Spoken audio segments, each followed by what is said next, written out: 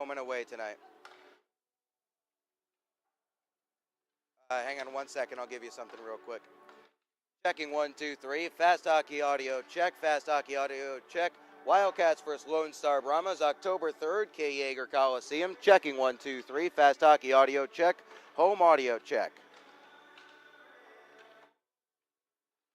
Yep.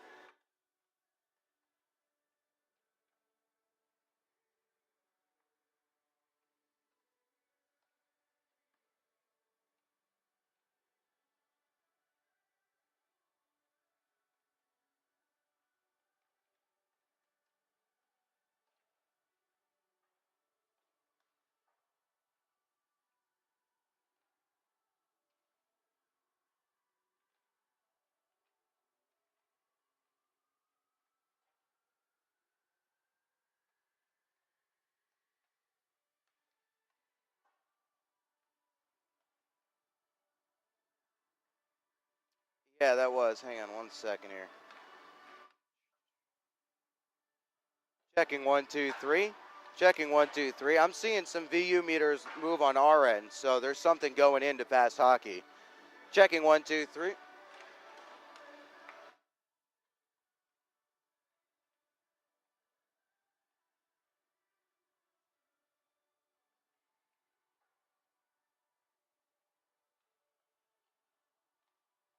Okay.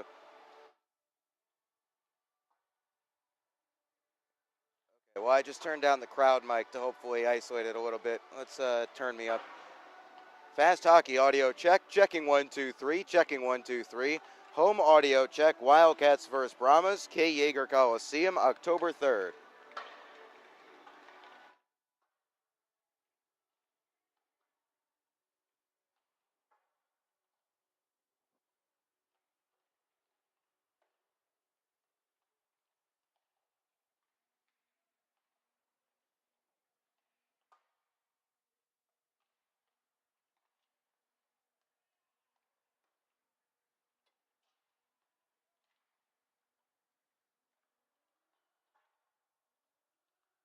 Yeah.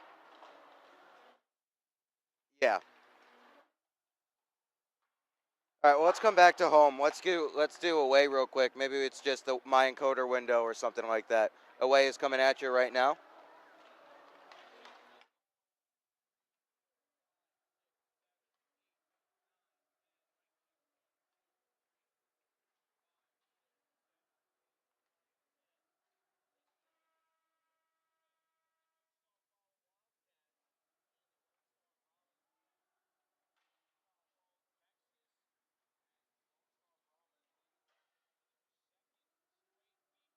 It went what?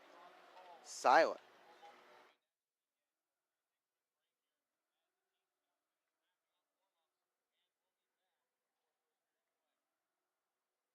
Okay. All right. He's good. Then let's go back to home and see if we can figure out what's going on. Because I'm seeing it move on my end. So I'll just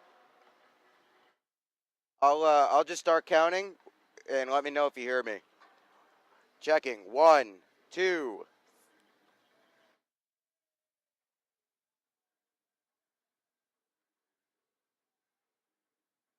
Okay. So we're good.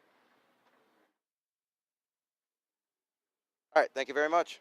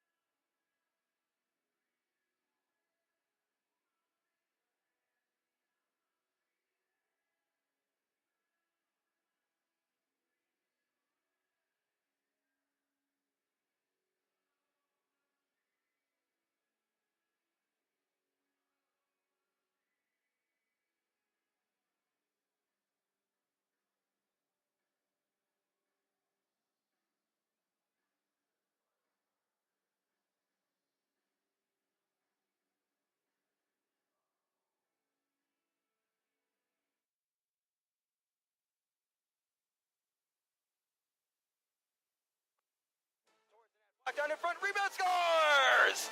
Evan Oakley, here's Farmer on a breakaway, Farmer scores! Short-handed break, Benzine in on Zevnik.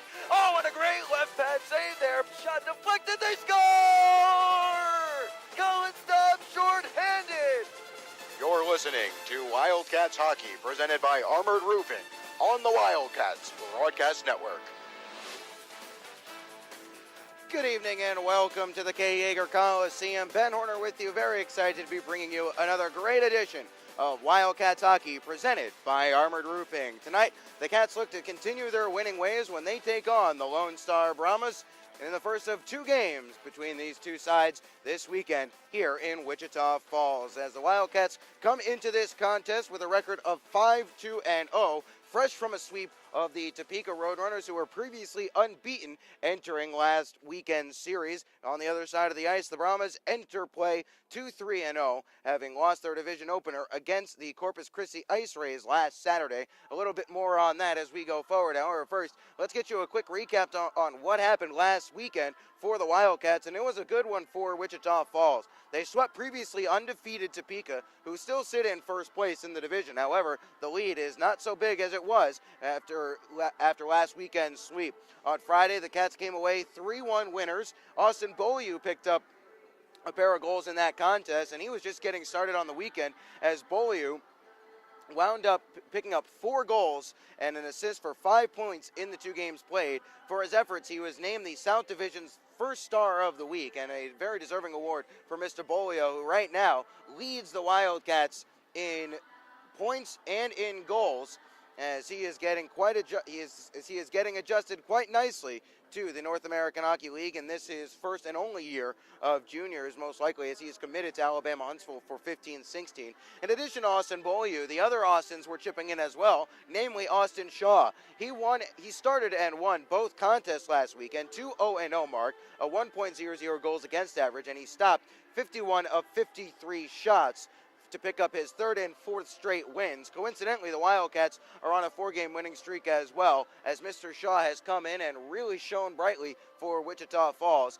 in his first taste of junior action, as Shaw is uncommitted, but don't expect him to stay that way for very long, as he is turning some heads here in the early stages of his junior career. For his efforts, Shaw was named the 2nd star of the week. Probably might have been 1st star of the week were it not for his teammate Austin Beaulieu, but no matter for Mr. Shaw, as just a few days later, he was named the goaltender of the month for the North American Hockey League and the Easton Hockey Player of the Month awards, as that is the first time a Wildcats goaltender has won goaltender of the month, at the very least dating back to 2007 when those awards started. Shaw has not allowed a goal in the first 2 periods of any game he has played in. He'll get the call again tonight in net, and he'll be looking to replicate that feat, as the first goal is likely going to be pretty important in tonight's game, as it is every game. Wichita Falls, after not scoring first in their first 3 contests, has scored the first goal in 4 straight games.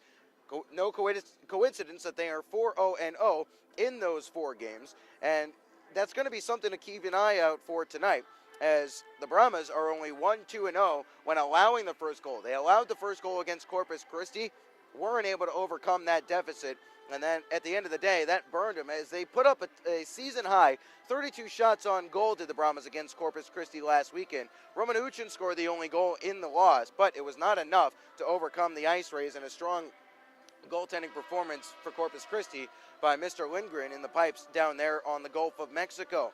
I mentioned shots on goal, a season high 32 last Saturday, and that's a bit of a rarity for this Brahmas squad. They're averaging the 2nd fewest shots on goal per game, 24.4 shots on goal on average for the Brahmas. However, the flip side to that coin is they're also allowing some of the fewest shots on goal in the league. They are currently 6th in opponent shots on goal with 25.4. Meanwhile, the Wildcats are 1st in the league in shots on goal per game with 35.4 on average through their first 7 contests. So something you would think would have to give there. Although think back to last year, and this building has not been a happy hunting ground for this Lone Star Brahmas squad. They were 1-3-0 against the Wildcats in this building last year, and Wichita Falls outscored Lone Star, get this, 25-9 in this building last year. 25-9. including a 9-1 win, a 6-2 win, and a 7-2 win, and also the lone blemish for the Wildcats on that one was a 4-3 loss in the last week of the season. Either way, the Wildcats won the season series 5-2-1. They'll be looking to continue that this year. Lone Star enters today's game at the bottom of the South Division standings, 2-3-0 through 5 games played, and 4 points to their credit thus far. However, we've seen the bottom of this division is a bit weaker than it has been in some years, and there's also a bit of a shakeup. Odessa, after a big win last night over the Rio Grande Valley Killer Bees, 7-3 on the strength of 4 power play goals and the strong play of Kenny Hausinger, the Jackalopes look to be a for-real contender here in 2014-15. Still a lot of hockey left to play there, still a lot of games left to transpire as we start to sort some of those things out. But suffice it to say, expect a different look to the South Division this year, as although the top of the division is a familiar face, the Topeka Roadrunners still sitting in first, 6-2-0 with 12 points to their credit thus far. They're in Amarillo this weekend, or rather they are hosting Amarillo for 2 games, and this is a big early season test for Amarillo to see whether they're just going through some early season slumps or whether in fact they are really having a down year. And from the looks of things, it looks like they might be having themselves a down year. 5 months of hockey still to go, though, before we can call that one final. As I mentioned, Lone Star coming into this one 2-3-0 with 4 points. The Wildcats 5-2-0 with 10 points, just 2 points back of the Roadrunners, as the Cats sit in second place as they are winners of 4 straight, looking to stretch it to 6 games here tonight. That would equal last season's season-high win streak, which occurred in December, as you would mention, as the Wildcats rocketed to the top of the standings. As now we'll turn our attention to the starting lineups. First for the visiting Lone Star Brahmas, and on the left wing it'll be number 9, Mr. Eric Carreras. He stands at 5'9", 140 pounds. Carreras, out of Westchester, Pennsylvania, is a 95 birth year and a left-handed shot. Centering the starting line will be Cody Wickline, 6 foot, 180 pounds. The 95 birth year comes to the Lone Star Brahmas out of Dallas, Texas, a local kid. He is one of the co-leaders in points for the Brahmas in the early stages of the season. He wears number 16. On his right wing will be Oscar Andrin, someone who we did not see in either of the preseason games these two teams played. He stands at 6'1", 180 pounds with a 1995 birth year. Oscar Andrin wears number 88 and is out of Stockholm, Sweden. On defense, it'll be Hayden Hansen on the left side of the blue line, 6'2", 205 pounds. In his last year of juniors, he's a 94 birth year. He's wearing number 21, hailing from Cleveland, Ohio. Pairing with him will be Alexei Solovyev, 6'1", 200 pounds for the 94 birth year. Solovyev wearing number 24, as I mentioned, out of Moscow, Russia, a left-handed defenseman playing on his offside. And starting in net, Jake Kupski. Kupski out of Waukesha, Wisconsin, a 95 birth year. Kupski on the year is 2-0-0 with a 1.73 goals against average and a 9.36 save percentage. Head coach for the Brahmas is Dan Wildfong. The assistant is Jeff Potter. Now for the starting lineup for your Wichita Falls Wildcats. And again, we'll start on the left wing. It'll be Austin Beaulieu on that left side, 5'9", 170 pounds out of Coral Springs, Florida. He leads the team in goals and points. He has 5 goals and 8 points in 7 games played thus far in his first season of junior hockey. Centering that line will be Tommy Apap. Apap enjoying a strong start to his junior career as well. A goal and 4 assists for the Bloomfield Hills, Michigan native, standing at 6'2", 180 pounds. On the right wing will be Colin Staub, the veteran of this Wildcats forward group. In his 3rd year in Wichita Falls, he's at 6'1", 195 pounds out of Colorado Springs, Colorado. 6 points on the year thus far with a goal and 5 assists to his credit in 7 games played. On the blue line, it'll be Matt Cook, 6'1", 195 pounds, the league leader in plus-minus with a +9 mark. The future Air Force Academy Falcon hails out of Hastings, Minnesota. Pairing with him will be Cam Knight. Those two have been present through the early stages of this season. Knight, an Alabama Huntsville commit out of North Reading, Mass. His parents are in the stands this weekend. He'll be hoping to continue his hot start with that in mind. 2 goals and 5 assists for 7 points in 7 games played for Mr. Knight. And starting in net, it's Austin Shaw, 6'4", 205 pounds out of Highlands Ranch, Colorado. He is 4-0-0 with a 1.00 goals against average and a 9.66 save percentage. John LaFontaine is the head coach of the Wildcats in his first season. Chris Saransky is the assistant in his 2nd year with Wichita Falls. Those are the starting lineups brought to you by Pelicans Restaurant, located at 2301 Midwestern Parkway, across from Midwestern State University. Pelican's Restaurant offers Texoma the choicest beef, freshest fish, and the area's best wine list. Visit Pelican's Restaurant the next time you're in the Falls for fine dining and friendly atmosphere. That'll do it for the starting lineups and our pregame show. We'll step aside momentarily. When we come back, we'll have the first period of action between the Wildcats and the Brahmas. Don't go anywhere. It's Wildcats Hockey presented by Armored Roofing on FastHockey.com and the Wildcats Broadcast Network.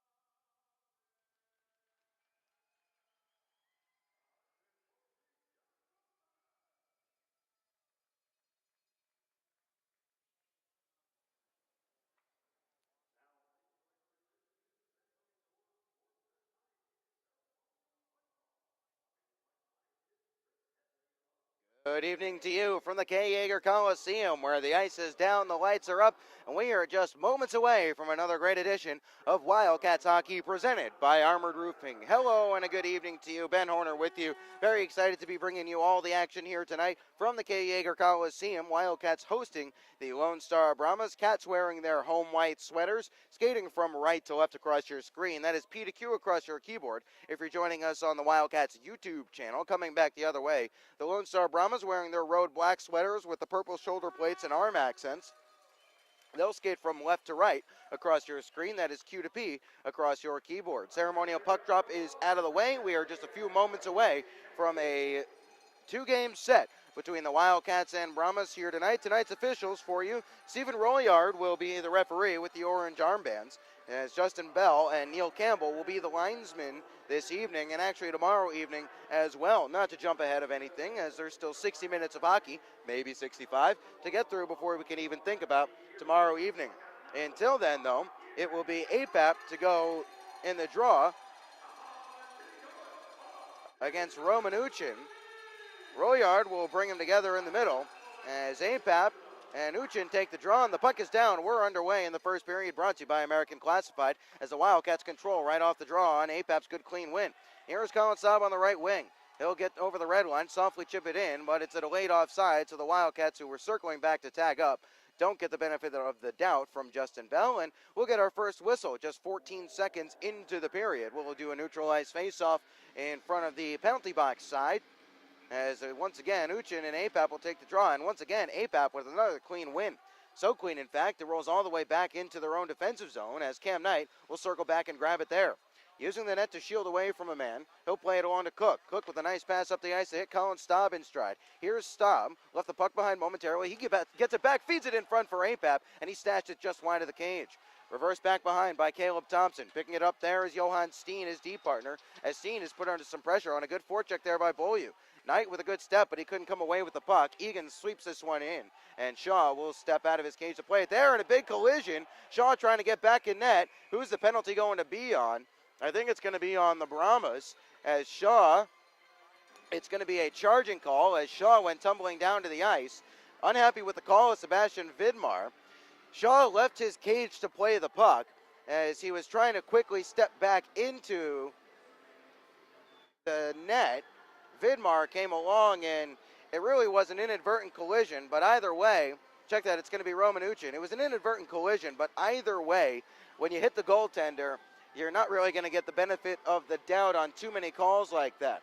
So the Wildcats will head to the power play for the first time this evening, as it's going to be 2 minutes for charging for Sebastian Vidmar, and we'll get an early man advantage for the Wildcats, and this is something to watch out for in this period, as the Wildcats are 0 for 9 on the man advantage in their last 3 games. Clean win back to Kuzmeski. Inside the blue line, here is Kuzmeski. Gives it down to Lazarus, getting some power play time. Lazarus had a goal and an assist in last game against the Roadrunners in that 5-1 win. Oakley has some trouble with it. Nice keep there by the Wildcats. That was Reisinger on the far side to keep that one alive. Reisinger, under some pressure, sweeps it up to the point, but it was vacant, and Kuzmeski will have to roll back into his own zone to corral. Played quickly back up the ice for Evan Oakley. Oakley left it behind there. Look out, turned over, and trying to step along was Hogan Davidson. Back to collect his Shane Kuzmeski. Kuzmeski will put on the brakes behind the cage of Shaw, step out, and look to start up the ice. With 18:30 remaining in the first period and a minute 25 left on the Cats' power play. Onside, here's Kuzmeski. Sidesteps a big hit. Tries to get it towards the front of the net. It's swatted away from danger and rolls all the way down the ice. Wildcats working on a line change here. Shaw the first to it. He'll leave it behind the net for Townsend, rather Lazarus to leave it there for Townsend, fresh from the bench, as the Cats finish up their change. A minute 5 remaining in the charging minor to Romanuchin at 51 seconds of the first period. Here is Townsend. He'll play it off to the right wing, and Farmer with a head full of steam. Here's Farmer getting around Steen. Behind the net, it's Farmer still with it. Lost it momentarily, having some trouble on the near side. He'll reverse back for Litviak. Nice keep there by Townsend at the point. He finds Farmer. He's handcuffed, but finds Yeager now on the near side. Yeager to the top of the zone, and it's Townsend. Back to Yeager. Yeager on his backhand. Plays it down low for Farmer. In front of the net looking for Falconer, and he wasn't able to get a stick to it. Chipped at, but not cleared, as Cook tries to hold the zone, but he can't swat it out of midair. Townsend will circle back and grab it in his own zone in the last 30 seconds of the Wildcats' power play. Some decent puck movement, but not getting any penetration down low yet are the Wildcats, as this is Cook flinging this one wide of the cage. That kicks off the shelf in the boards, and Karam's out of play, so that will be a neutralized face-off coming. 17:26 remaining in a scoreless first period between the Brahmas and the Wildcats. 19 seconds of power play time remaining for Wichita Falls, as it looks like they might be 0 for 10 over their last 4 games, barring something quick fire here in the last few ticks of the man advantage. Well, they did the first part. They won the draw. Here is Matt Cook, quickly back along to Townsend. Deep partners last year, not playing together this year, but getting some time together on the power play. Unable to gain the zone. Nice keep there by Yeager as it hit off his backside. Trying to step onto it on the far side half wall. As out of the box right now is Romanuchin. We're back to 5-on-5 hockey, but still the Cats possessed down low. Yeager trying to work it free. Falconer couldn't dig it loose. This is sent all the way down the ice. No icing here as Uchin is going to be there to beat the race. And he will throws a little snow shower on Austin Shaw there as Shaw covers up. And that will get us the whistle. 16:56 remaining in the first period. In a 0-0 hockey game thus far. Wildcats hockey presented by Armored Roofing. Credited the Wildcats with a shot on goal, although it might be a bit generous, as no team has really directed anything meaningful towards the cage quite yet. Washed out of the draw here is going to be Subri, so stepping in is Oakley. Oakley, Subri, and Rising are on a unit together, although it's a bit of a mismatch right now as the Cats were in the midst of a change on that icing call. Oakley can't work it free. On a second look, Scatliff comes along to help out, but still the Cats can't clear. Works its way to the near side. First to it here is Kosmeski. Banked off the boards there for Scatliff, who finds Subri with a nice pass. Subri hits Albrecht in stride up the left wing boards. Albrecht trying to get around his man. In the corner now. Rolled off it there by Giles. He fights through the check and continues after it, but he loses his stick and loses possession. Oakley now in the far side corner. Tied up is Albrecht. Now he finally steps free, but to the near side the puck comes as Subri can't hold the zone. Trying to fight through a check and doing so was Quinn Carroll. He'll get to the red line and pitch this one wide of the cage. No icing here as Scatliff will go back there and win that race just barely. Scatliff behind the net once more as draped all over him was Liam Sturzinger. Albrecht touches it up the wall. That'll skitter out into the neutral zone as the Cats will get a change. Beaulieu and Apap out there as it's fed towards the middle. Here is a chance, and now forced behind the cage there. Nicely by the Wildcats was Cody Wickline. Here's Scatliff. Delayed a little bit too long. Lost possession, but he'll get it right back. No harm, no foul quite yet. Albrecht has been out there for quite some time. Needs to get to the bench for a change. Held in at the blue line. To the near side it comes for Hansen. Towards the net. Block down save there by Shaw off the big left pad as he was alert to the redirect. Now Andren in front.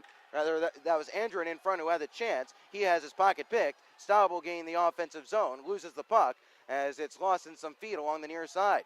Staub can't fish it free. Trying to come along and step away with it. Here's Hogan Davidson. Hogan Davidson onside play. Trying to step past Cole Nichols. He does. Written off in the corner now as Townsend tries to come along and finish the job.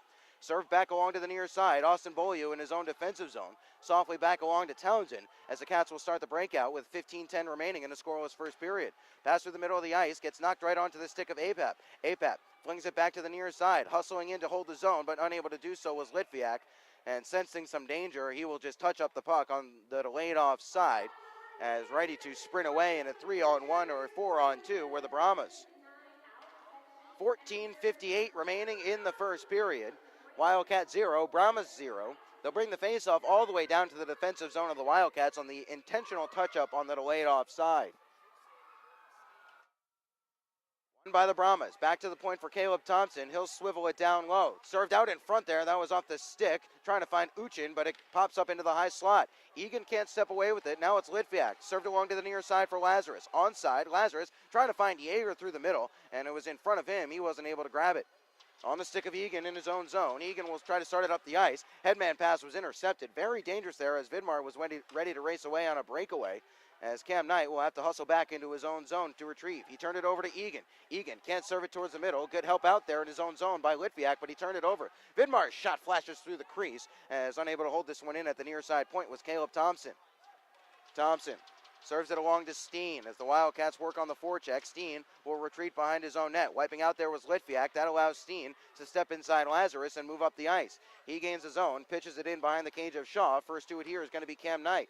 Knight banks it off the wall. Nice play there to Subri. Subri put under some pressure as Knight will circle back to help out once more.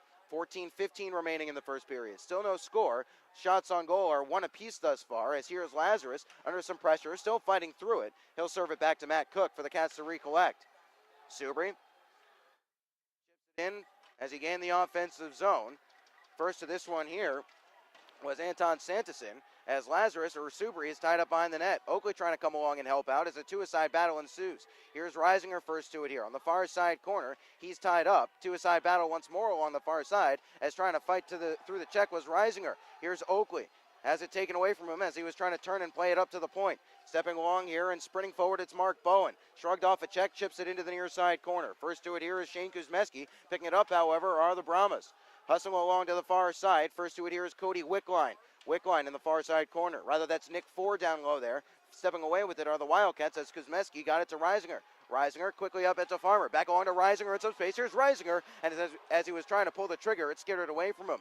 Pass up to a vacant point. Falconer was fresh from the bench. He'll retreat to his own blue line and play it along to Scatliff.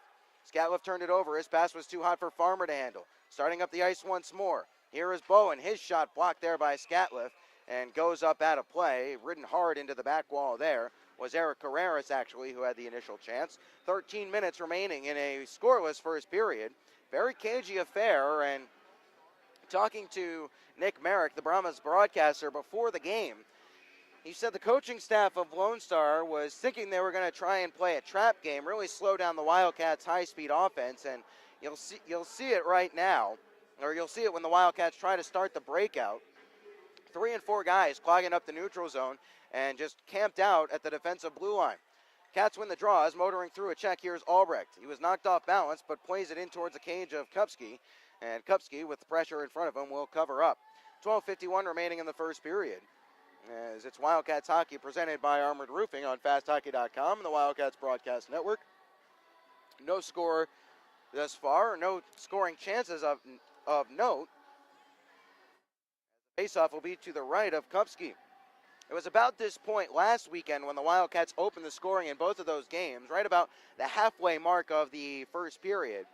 We haven't quite reached that here yet, but we'll see what this line of Falconer, Albrecht, and Farmer can do.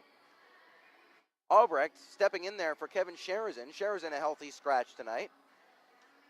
We'll see what Austin Albrecht can do on the left side. Here's Knight. Through some traffic, off a leg, goes away to the far side half wall. Farmer the first to it. Good strength there to shield off of some pressure. Knight quickly along to Cook. Cook handcuffed a bit, but he plays it along to Albrecht, who stashes it down low for Farmer. Farmer to Falconer now. Falconer with some good puck movement here, tries to play it to Farmer, gets slammed into the wall, but Farmer will come along to help out as the two-a-side battle will start to develop on the near side wall. Albrecht tries to step free. He'll trade places with Falconer. Falconer now looking for somewhere to go with it. He needs to protect. Serves it out in front. There was nobody there as Farmer was the closest to it. He'll bump it back behind the net. First to it is Johan Steen. Up to the near side. Trying to work it free is Andrin. Into the neutral ice it comes as Romanuchin steps up, steps onto the puck, and plays this one in deep. Shaw had some trouble with it there, but he leaves it behind for Cam Knight with 12 minutes remaining in the first period. Knight. Quick little pass to find Beaulieu. Beaulieu turns it over. Look out here. Pass. Slap shot. Save in and out of the glove there of Shaw. First onto it now is Sturzinger. Sturzinger's shot blocked off the leg of Matt Cook. Knight gets it back for the Wildcats. Finds Beaulieu once more. Beaulieu not willing to make the same mistake twice. He almost did. APAP comes along to help out. Now it's Staub. Forced towards the outside. Nice job there to work it down low to APAP on a second effort. APAP up to the point. Good keep there by Townsend. Slap shot whistles wide of the cage. Back up to the near side. Nichols serves it back down low. First to it here is Colin Staub. Staub under some pressure here. Tries to spin away from the check of Sanderson. It does, but unable to get there ahead of Davidson was Beaulieu. Davidson spun out of the play. Immediately looks to the referee. We've seen that before. As in the far side corner, Beaulieu takes a bump, but still continues on. Nice play there by APAP. Nice stick handle to get it back up to Nichols at the point. Nichols will play it around the boards. He's bumped off it hard. Recovers in the neutral zone. And will just dance his way into some space before turning it over. Look out, trying to step along here. It's Egan. Stepping along. Here's a pass back door for Egan. He can't corral it. Tries to hook it back towards the front of the net. And Lazarus was there to intercept. Lazarus. Good poke check there in the offensive zone as Vidmar will come along to help out. Stepping free with it is Yeager. Yeager pressed into the wall there by Davidson. Solovyev spins this one around. Reversing directions here is Scatliff on the far side. To the near side it comes as the Wildcats have to battle for this one in the neutral zone. Vidmar couldn't grab that one. Litviak with a step inside. Tries to find Yeager. Lazarus shot flashes wide of the cage. Kuzmeski towards the front of the net, sticked away to the glass. Yeager doesn't read that one. First to it here are the Wildcats as Lazarus keeps it in as he kicked it down off the near side wall. Litviak now trying to spin away from the check of Uchin. Litviak still with it, fighting through the check of Soloviev down there. Rather, that was Hayden Hansen down low. They stuff in front, and just covering up at the last second was Jake Kupski, and we'll get the whistle. 10:03 remaining in the first period. 0-0 the score. The Wildcats starting to get the forecheck cycle working just a little bit there on that shift by Litviak, Yeager, and Lazarus. And that line was successful in their efforts in that last weekend. In fact, they created the first goal of the game like that, as Lazarus and Yeager went to work on the forecheck. Lazarus pulled it free, played it to Yeager, who returned it right in front of the net for Lazarus to pop home for his first career goal. Knight tries to serve this one towards the corner. It was off the backside of Reisinger. First to it here are the Wildcats. Reisinger tied up there. He'll play it behind the net for Subri. Tries to touch it along softly for Oakley. Oakley will grab it on the far side half wall, spin away from a check, now tied up in the corner. He steps free, tries to stash out in front there, looking for Reisinger all alone, but it was off the backside of the cage. First to it here is Johan Steen. Around to the near side for Ford. Ford through the middle of the ice. Hits a streaking Quinn Carroll. Carroll off to the left wing side. Dangle there, cutting in front. Good recovery by Matt Cook. It's up to the point and skips over the stick of Caleb Thompson. That was Mark Bowen who tried to pull that stick handle there on the far side. Here's Johan Steen. Barely onside. His long effort is wide of the cage and picked up by Matt Cook. Cook galloping through the middle. Lead pass up ahead to Reisinger. Reisinger first to it towards the front of the net. Then Cook swats at it from an acute angle. And it's blocked down and held there by Jake Kupski, as Johan Steen's effort wide of the cage at the other end almost led to a breakaway or a breakout chance for the Wildcats. 9:10 remaining in the scoreless first period. Wildcats hockey presented by Armored Roofing on fasthockey.com, and the Wildcats Falconer will take the draw. He won it back to the point. Albrecht helped out. Townsend dispossessed here. Look out, trying to race away his Andren. Andren with a 2-on-1. Andren dangle in front, and they sent it wide of the net. Carreras put it wide of the cage. The net was dislodged. That was Andren who took the puck away after Townsend had some trouble with it at the blue line. Andren faked the shot, put it on his backhand, tried to sauce it to the middle of the ice for Carreras, and somehow Carreras put it wide of the cage. So, first grade A chance of the contest goes to the Brahmas, as trying to pull this one free are the Wildcats. Off the draw, works around to the near side. Albrecht touches it along, trying to get it for Falconer. Falconer couldn't reach there first, but Albrecht will step away with it. Slings it across to the far side for Farmer. Farmer overskates a bouncing puck, but Albrecht picks it back up, tries to protect, caroms into the neutral zone, and Cole Nichols will grab it there. Nichols, playing in just his third game of the year thus far. Falconer kicked it to himself, then dumps it in deep as he'll heed the call from the bench for a change. First to it here are the Brahmas in the form of Sean Giles. It was intercepted in the neutral zone by Staub. Staub tied up there, but not before he got it to Apap. Apap tied up there by Giles, but he works it along to Staub. Someone is without a glove. Here's Bolio on his backhand. Kuzmeski pokes at it, but a great diving play there by Davidson to knock it off his stick at the last second. In the neutral zone, Apap gets in the way. That disrupts the flow of things momentarily. Getting the zone was Stanley, but he lost possession of the puck as Skatleff is the first to it. Swept it up to the blue line, somehow keeping it in where the Brahmas. Sturzinger along to Stanley. Sturzinger once more, but Apap will take it away and play quickly up ahead to Bolio. Bolio now over the blue line. He'll take it to the right wing wall. Slam on the brakes. Drop pass. Skatleff shot deflects and gets up into the protective netting. So the faceoff will stay down low off the deflection. 7:44 remaining in the first period. Scoreless contest, 0-0 here in the early stages of the game. 5 shots on goal for the Wildcats, 3 for the Brahmas in the early stages as we hit immediate timeout here. It's a perfect time to remind you that there's a lot of parents in town this weekend. If you are planning a trip down to Wichita Falls for a Wildcats game, be sure to contact our friends at La Quinta Inns and Suites, located on Central Freeway and Marine Street. La Quinta Inns and Suites is the official host hotel of the Wildcats. They are conveniently located between the Wichita Falls Airport and the Kay Yeager Coliseum. La Quinta Inns and Suites has Wildcats fans covered from opening faceoff until the final horn. Visit LaQuintaWichitaFalls.com or call 940-322-6971 to book your room today. If you call them, be sure to ask for the Wildcats rate, a discounted rate of $69 per night. That number again, 940-322-6971. 0-0 score here at the KYC between the Wildcats and the Brahmas. Cats wearing their home white sweaters. They have 5 shots on goal to their name thus far. As we'll get back to play with an offensive zone faceoff to the left of Jake Kupski, who has not been tested too much here this evening.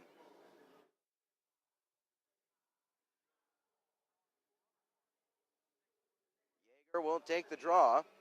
Yeager having a quiet start to this contest. Tied up off the faceoff. Litviak will pull it free. Litviak tries to hit Yeager once more. Yeager will play it to the far side wall and plays it behind for Litviak. Litviak trying to work his way all the way around the net. Trying to stash out in front now. Puck loose in the slot. Yeager couldn't find it there as chipping it past Cook and trying to race away here are the Brahmas. That's Sebastian Vidmar. He has a step with a 3-on-1. His shot from a bad angle. Saved by Shaw, and he'll gobble up the rebound as Litviak and a man go tumbling down to the ice. Cook is slow to get up on the far side.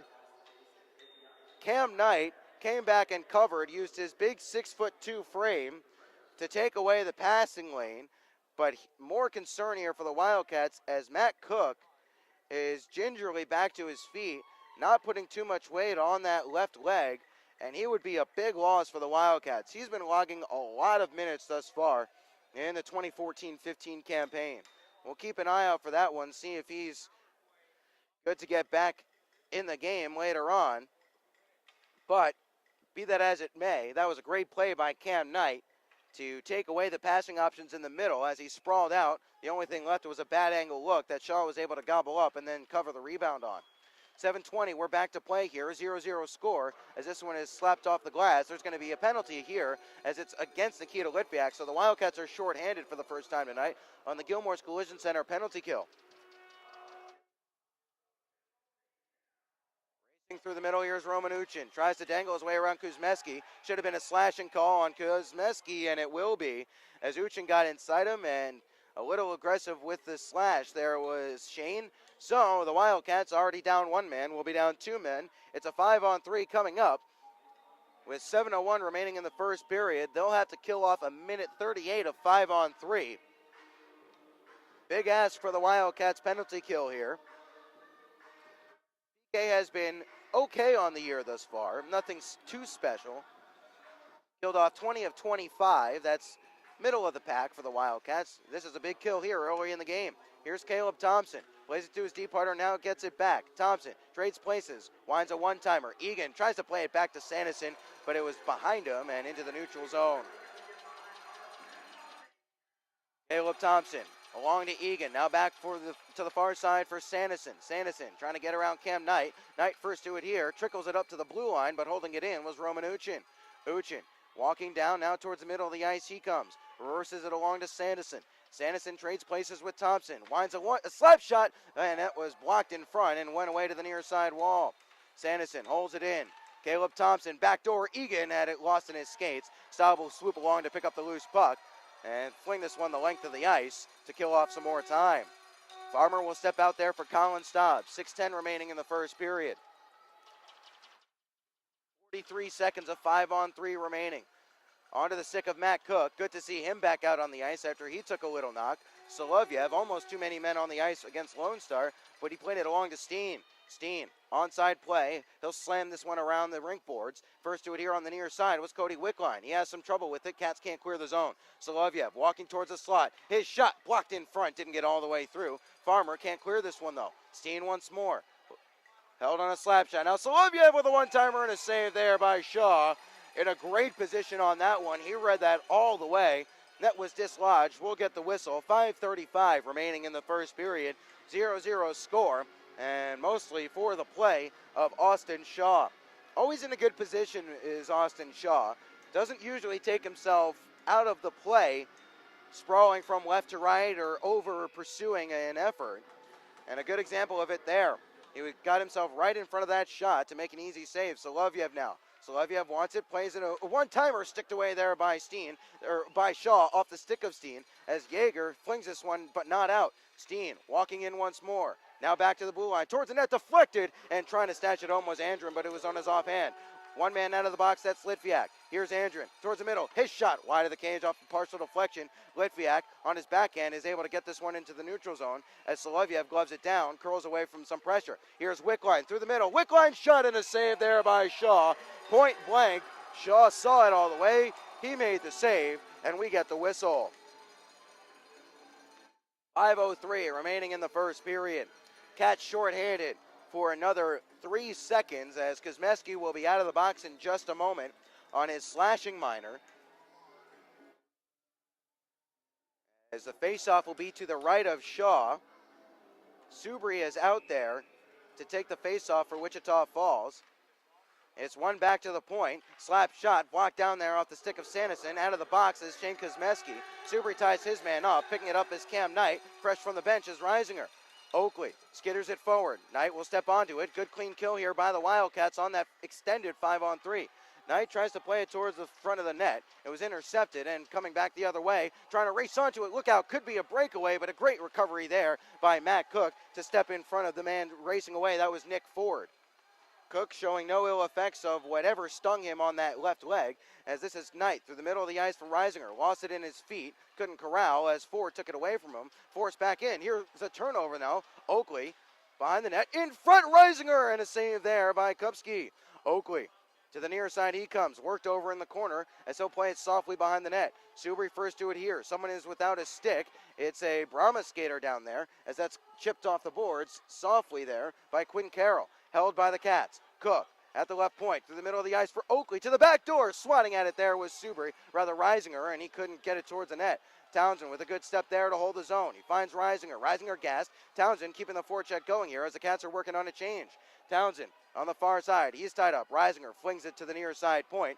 Karams off the wall into the neutral zone as Nichols plays it quickly along for Townsend once more. Softly back for Nichols. He wasn't able to hold the zone, however, as it just got over the blue line, and we will get the whistle. 3:38 remaining in the first period. Neutral zone faceoff coming on the offside against the Cats. Shots on goal, 9-5 in favor of Lone Star, thanks largely to that 5-on-3 that they enjoyed for 1 minute and 40 seconds. Good kill by the Wildcats. We'll see if they can build on that, as trying to step forward here is Caleb Thompson. Thompson played back behind. First to it here will be Scatliff. Scatliff worked over there as Farmer tries to dig it free as well. It's behind the net now for Falconer. Falconer will take it away for the Wildcats and give it to Albrecht. Albrecht tries to hit Farmer, a little bit too far from him. Steen will step away and grab that puck and play it back to the middle of the ice. Stanley had some trouble with it there, but he was able to get it up the ice to a teammate. Sturzinger, onside play. He'll just sweep it back to the near side corner as Kuzmeski will be the first to it here for Wichita Falls. Scatliff, good little bump there to find Kuzmeski. Kuzmeski, little pass up the ice as he hits Farmer through the middle, looking for Albrecht, as Albrecht had it sticked away from him. He'll go in pursuit as the Cats are in the midst of a change. Albrecht trying to fight through the check of Steen. Here's Apap fresh from the bench. Up to the blue line. This is Townsend. Townsend softly towards the net. Blocked down in front and Staub couldn't direct it through the legs. Someone's stick went flying. Kupski covered up and got the whistle. 2:42 remaining in the first period, and we have a play stoppage here. Scoreless hockey game here from the KYC. Wildcats hockey presented by Armored Roofing on FastHockey.com and the Wildcats Broadcast Network. Faceoff will be to the left of Kupski with Apap, Staub, and Beaulieu to go against. That's Uchin in the draw. Washed out here is going to be Apap. Staub will take the draw now. Off the draw, Staub is tied up. Looking to step free, and doing so is Egan. Egan, with a couple guys in front of him, has it sticked away from him. Townsend, good recovery there, but holding the zone. Here's Roman Uchin. Uchin, slap shot, score! It's Sebastian Vidmar with 2:30 remaining in the first period. Getting a quick little piece of it was Shaw, but not enough to keep it out. That's the first goal that Shaw has allowed in the first period of any contest this year, and the Brahmas take the lead. Vidmar rifled a one-timer that just got past Shaw's glove. 1-0 Lone Star with 2:30 remaining, and it looked like the Wildcats had controlled the situation. Townsend tried to play it up the ice. It was knocked out of midair and by Vidmar, or rather by Uchin. Uchin skated it down low and played it back to Vidmar, and Vidmar blasted it home. So let's see how the Wildcats can respond. First time in 4 games they've allowed the first goal, as this is Litviak. Plays it along, here's Cam Knight. Holding, loading a shot wide of the cage, rebound, and unable to grab it there was Lazarus. Knight with a good step, he wasn't able to hold his own. Litviak will come back, play it into the neutral zone for Matt Cook. Here's Cook, cross ice, Lazarus has to circle back into his own zone, chips to some space, skates onto it, and looks to skate through the middle of the ice now. Lazarus getting around one man. Lazarus all the way around, looks to play it up to the point to Cook. Here is Matt Cook. Quickly along to Cam Knight on the far side. Knight towards the net, blocked down in front, chipped into the neutral zone, and that will clear as the Wildcats will hustle back. No icing here as it rolls up short. 1:50 remaining in the first period. First to it here is Cam Knight as Oakley waits for a home run pass at the far blue line. It does not come as this is Scatliff through the middle of the ice for Reisinger. Reisinger along to Oakley, served right back into the middle. That line is not clicking right now as Kosmeski has it and plays it along to Scatliff. Scatliff, Reisinger, curls back through the middle of the ice. Now Reisinger takes it to the right wing side. Nice deke to get some space at the right wing wall. Solovyev can't get it. Subri shot pops up into the air. Kosmeski stepping onto it towards the front of the net, blocked down, and Subri will come to the near side wall to try to grab this one. Kuzmeski jabs at it, can't hold the zone. Penalty upcoming here. Who's it against? I think it's against the Brahmas. It's going to be, no, it's going to be against Subri. I think it's going to be an elbowing. Not a smart play there by Subri. 1:15 remaining in the first, and the Wildcats will be shorthanded once more on the Gilmore's Collision Center penalty kill.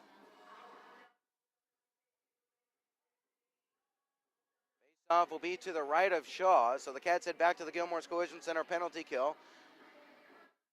They are 2 for 2 thus far, including a lengthy kill on the 5-on-3, but they trail 1-0, and the Brahmas are looking to make it 2 here. Here is Sanderson walking to the middle of the ice, loading a one-timer and having it blocked there. That stung Farmer. He looks to be okay. That was off the stick of Alexei Solovyev there, rather Caleb Thompson. Back in his own zone as we're in the last minute of play in the first period, brought to you by La Quinta Inns and Suites. It's brought up the ice now by Nick Ford. Ford puts on the brakes just above the circle, plays it to the middle for Egan's shot saved there by Shaw. That was Sturzinger's effort, rather, as it's off to the near far side, and Farmer clears, but not out. Thompson holds, shot saved, flashes wide of the cage on a deflection, as first to it here is Nick Ford. Ford on the far side, just outside the circles, plays it up to the point for Sanderson. Sanderson. Farmer intercepts there, just inside the blue line, and plays it all the way down. 26 seconds remaining in the first period. Ford slaps this one around behind the net. Shaw first to it there. He'll leave it for Cam Knight. Knight serves it around the boards. He's not able to get it free, however. Esteen keeps this one in. Vidmar up to Solovyev, but we get a whistle here. It's too many men on the ice. It was the linesman in the neutral zone who made the call. I think they're going to get Lone Star on too many men. 13.4 seconds remaining. We got a whistle from Campbell, the trailing linesman, and that is going to be the call, I believe. I think it's too many men on the ice, and they're going to send Nick Ford over to the box, perhaps.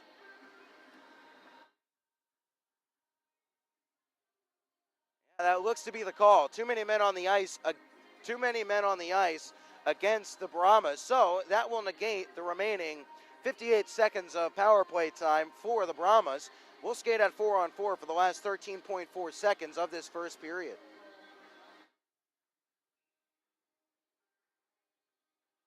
Interesting there, as I guess Campbell said that whoever stepped off the bench was out a little too quickly, and it wasn't even close to giving the neighborhood play, so to speak. So Bolio will take the draw. Uchin defers, and will let Quinn Carroll step in. Off the faceoff in the last few seconds of the period, it's on the stick of Solovyev. Solovyev with Bolya on a forecheck. He'll spin away from Bolya, still under some pressure. He'll stash behind for Steen. Steen in the last 2 seconds of the period, and this will do it here as this one floats wide of the cage of Shaw, and there is the horn. One period in the books. Wildcats in a position they haven't been in the last 4 games. They trail 1-0 through 1 period of play. Shots on goal, 10-7 in favor of the Brahmas in that contest, as we'll skate 4-on-4 through the as we start the second period. Don't go anywhere. When we come back, we'll revisit Wildcats Weekly and our interview with head coach John LaFontaine as he breaks down the series ahead of us for the Wildcats and Brahmas. That's on the other side of the break. You're watching Wildcats Hockey presented by Armored Roofing on FastHockey.com and the Wildcats Broadcast Network.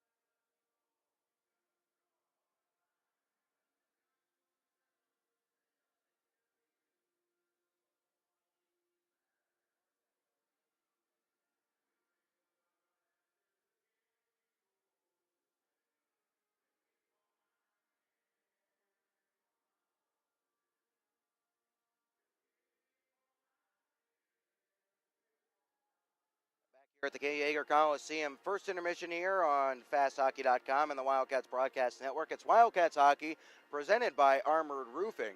As after 1 period of play, the Wildcats trailing 1-0 against the Lone Star Brahmas. A blast from Sebastian Vidmar from Romanuchin, the only tally of the game thus far. And that came at 17:30 of the period, and it looked like the Wildcats had the situation controlled as Townsend came back, stripped his man on the back check, and he tried to play a saucer pass up the ice, but it was knocked down by Romanuchin. Uchin skated down towards the corner at the goal line. He served it back to Vidmar in some space, and Vidmar's one-timer flashed off the top of the glove of Shaw and just found its way into the back of the net. Shaw almost came up with a big glove save there, but almost doesn't count. This is not horseshoes, nor is it hand grenades, so the Cats trail 1-0, the first time in the last 4 contests that they have allowed the first goal.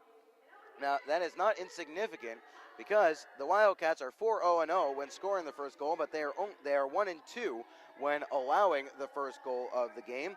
We'll see if they're able to launch a comeback here in the second period, but it's something that Coach LaFontaine talked about as being really key. It seems obvious and so simple to say that it's obviously so much easier to play from ahead than it is from behind, but sometimes that's easier said than done, as we saw in that period. Of the Wildcats' offensive zone entries were getting frustrated there by a very passive forecheck of the Brahmas, sitting back with 3 and 4, and then in the neutral zone and at the blue line, really clogging up the entry. Something that we were more accustomed to seeing from the Rio Grande Valley Killer Bees last year. However, we get ahead of ourselves a little bit, as now we'll turn our attentions back to Coach LaFontaine's interview from Wednesday and Wildcats Weekly, as we broke down the series against the Topeka Roadrunners and took a quick look ahead to the series against the Lone Star Brahmas. Capping a very exciting weekend at the KYC last weekend. Big home sweep of the division-leading Topeka Roadrunners for the Wildcats, building up a strong performance coming out of the North American Hockey League showcase the week before. And we'll also touch on the weekend ahead and also some other things as we move into the meat of the season, so to speak. We'll also get to some viewer questions, all that coming up. But we start, John, with a weekend recap, and we'll start with Friday. A 3-1 win, a very hard-fought game against a Topeka team that had scored first in 4 of their 6 contests. The Wildcats got the first goal in that game, though. How key was that? It was very key. I think you and I talked about it last week, Ben, that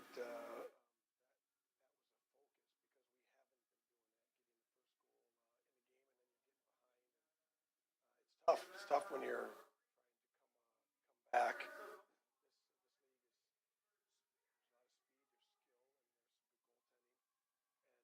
Tough to always put yourself behind the 8 ball and trying to come back, because sometimes you tend to take some chances and then you're giving up chances on the other end. So I thought that was the key. Both games we got a 1-0 lead, and then both games got a 2-0 lead after the second. I thought getting the first goal was a key, Ben, and then the way our guys played the second period of both games with that lead was just a great step up for this team as far as not letting them come back. 4 straight games now, the Wildcats have gotten the first goal, as you correctly pointed out, first 3 games of the year. They fell behind early and had to fight their way back.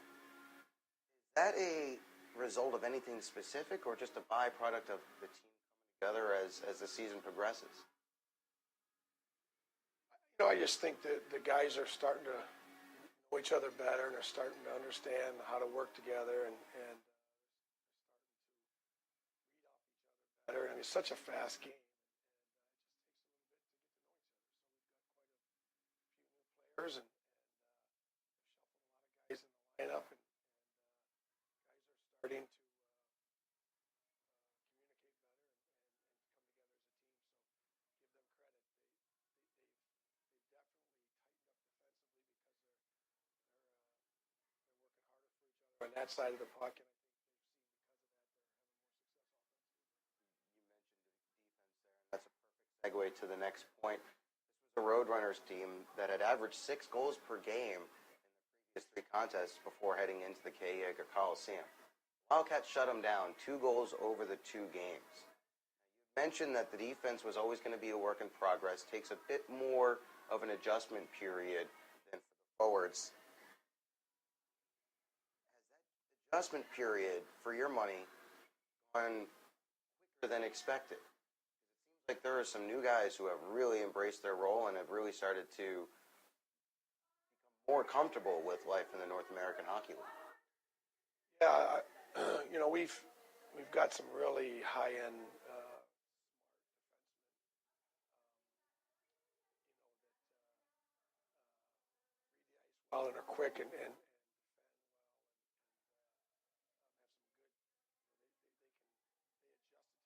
to the pace real quick. Obviously, with Cook and Townsend, they knew the pace. They knew what to expect, but it's hard to relay that to your new defensemen. That gosh, it's going to be a little bit of an awakening, and it was. Every one of them, first few games, it was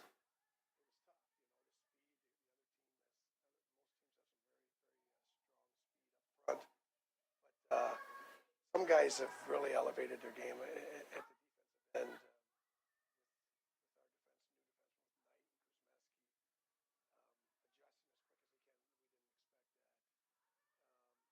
The other four guys have all gotten better, and they're all developing and showing that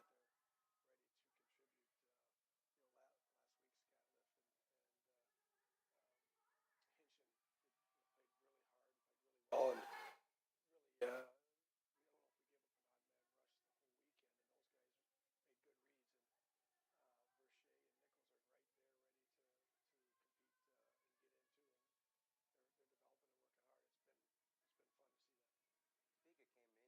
past weekend, averaging the third most shots on goal per game in the entire league. The Wildcats really did a good job of shutting them down. Seems like a lot of that was down to bodies in the shooting lanes. From where I was watching, it seemed like there was a lot of block shots this week. Is that a point of emphasis against Topeka, or is that just part of the larger overall philosophy? I think that we had the puck more. I think that our to start out, our forwards weren't turning over the puck as easy, weren't giving the puck away quite as easy. They were making plays and protecting the puck. So they didn't have the puck that as often. We weren't back checking quite as often, but the back check was strong. Guys came back with a purpose and stayed with their men better and made it a lot easier on the Made it a lot easier on the goaltender, Austin Shaw, as well. Really didn't have too many second and third chances to deal with, part because of his efforts, gobbling up the rebounds, but also in part because of that responsibility in the defensive zone. Yeah, the guys boxed out well, and when you've got bodies coming back and staying with their men better, it makes everything easier. So the defenseman did a great job of protecting the middle of the ice for Austin, and when they got shots through, if they weren't gobbled up, because he did a good job of gobbling them up, our guys weren't letting them get to rebounds. So it was fun. You know, they knew that this was going to be a tough challenge, and they had to play their best hockey, and they played their best hockey. It was great to see that. Yeah, especially in the third period.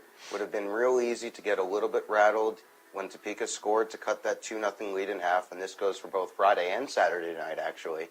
And for your money on the bench, was there ever a moment where you doubted your team's control of the game, where the outcome was in doubt? When they scored both games, to make it 2-1. The first game was a little different because of the penalty killing. Right. We had to kill 10 minutes of penalties in that period, and we were on our heels a little bit there. But it didn't matter. The bench, the leadership on the bench. I know Staub was very vocal and just saying, "Guys, no harm. Don't worry about it. Let's just stick with our game plan." We didn't. The coaches didn't have to say anything. There's, the veterans on this team get it, and they. There was no rattle. They calmed the guys down, and the guys, I think that really helped some of the first-year guys to know, okay, these guys aren't panicking. They're not worried that they're going to come back hard with this momentum now with the goal. And I think that helped the whole team feed off of the older guys. We've talked about that strong leadership group in the past. There are 3 guys on this Wildcats team who are in their third year with this team, and there are plenty of other returners as well. As a first-year coach with a new team, back in the league after a while, for you, how much easier does that make your job? It's huge, huge. Those guys are a calming effect on me. They're a calming effect on the team, and their lead, their work ethic is there.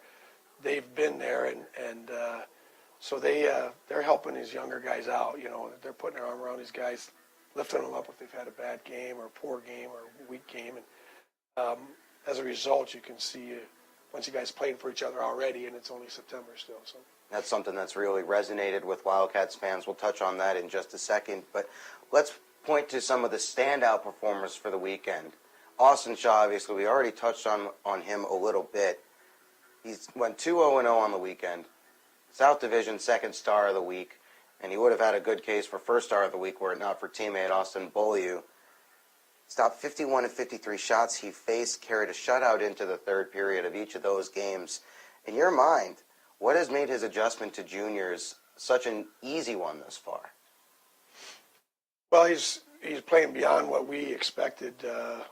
We've obviously watched him in practice. We watched him in our main camp, and we liked a lot of things that in his game, a lot of his foundation and his movement, but he shocked us as far as reading the play and coming out when he's had to. He's had to make some big saves, and he's challenging and playing with confidence. And sometimes it's hard when you've got a lot of pressure on you. For example, going from a 7 o'clock game to a 1 o'clock game, and the pressure that was put on him. So his mental makeup, his mental game, he's strong to filter everything out. So he's impressed us there because it's as a first-year player, it's a tough adjustment. And he said that the first 2 games he played, exhibition games, he was a little shocked at how fast and how quick guys shoot. They can pick corners very quickly. So he had a chance to kind of sit back and watch and give him credit for being able to come in a pressure situation and still stay focused. Is it fair to say that kind of self-awareness, that mental strength and mental maturity, that's not something that you can coach very well? No, obviously he brought it with him, and he's worked on that, and he was ready to kind of seize the moment because we wanted a goalie to help us out and step up for us, and now since then I think the team is playing better, and so whoever gets in there, whether it's him or David, is going to have a solid team in front of them that play confident, knowing that they don't have to worry about the backdoor opportunities. On the front end of things, Austin Beaulieu, a huge catalyst for the attack on the weekend. Of the 8 goals, 4 were scored by Beaulieu. He had credit for both game-winning goals. From where I watched John high above the ice, he seems like the kind of player that can just take over a game. Is that a fair assessment of Austin Beaulieu? Yeah, he's smart, very smart, and he's quick. And then he's our smallest player, but he's strong down low. He's got strong legs, and so even when the opponents get a piece of him, they don't knock him off the puck. So because of how quick he is, and he uses that smartly to his advantage, he can hold the puck a little longer and until something opens up or until he opens up. So. He's another one of those players that is adjusted quicker than we would have thought for junior hockey, and it's great to see that he's got some confidence. Quick adjustments equal strong performances. Austin Beaulieu, the Easton Divisional Star of the Week for the North American Hockey League South Division. First weekly award of the season for the Wildcats, and certainly well earned for Mr. Beaulieu. We're expecting to see plenty more of where that came from as the season heads forward. And John, let's put a wrap on our discussion about last weekend. I'm going to ask you 2 questions here. First, what is your overall takeaway from that 2-game sweep of the Roadrunners? Well, it was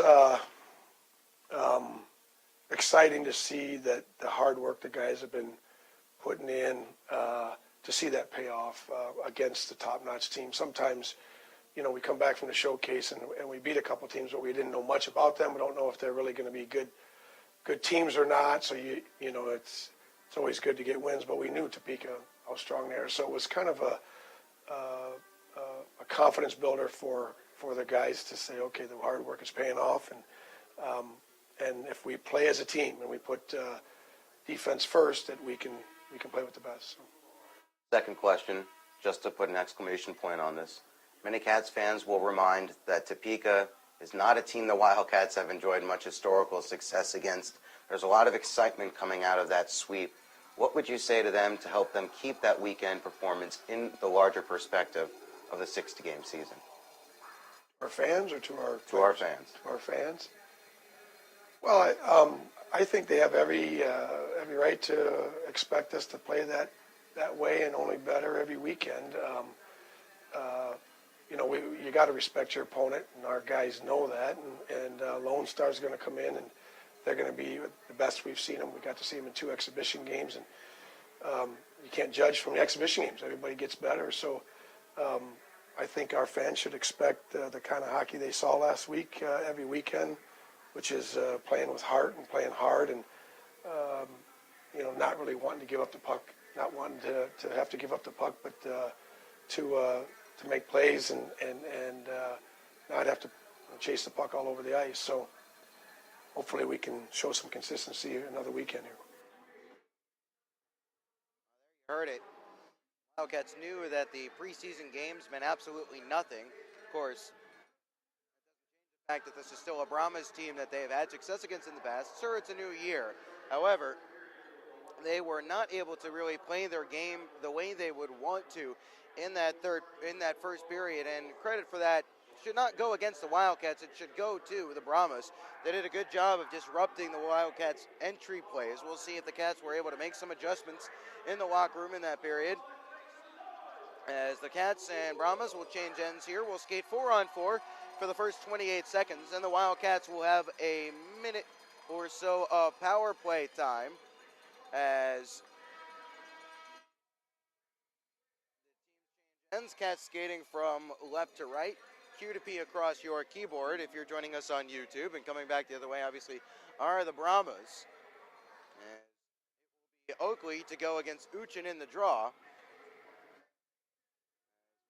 Go ahead from the linesman. Actually, they ran a few seconds off the penalty clock somehow, so they're going to have to get that sorted out. Well, in the meantime, it'll be Oakley, Kosmeski, Knight, and that looks like Max Reisinger out there to counter against Solovyev, Oscar Andrin, Uchin, and it was going to be Hansen, but now it will be Sanderson stepping out. We're in a bit of a delay here as they try to sort out an issue with the clock. Someone hit start on the penalty time before they were ready to go, so about 5 seconds have ticked away on that. They'll have to get that corrected before we can get back to play.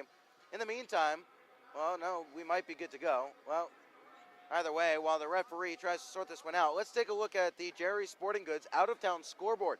In Corpus Christi, it's 2-0 Ice Rays leading the Wenatchee Wild. The Wild with their first big road trip of the season through the South Division. They trail by 2 as they are just underway in the second period there.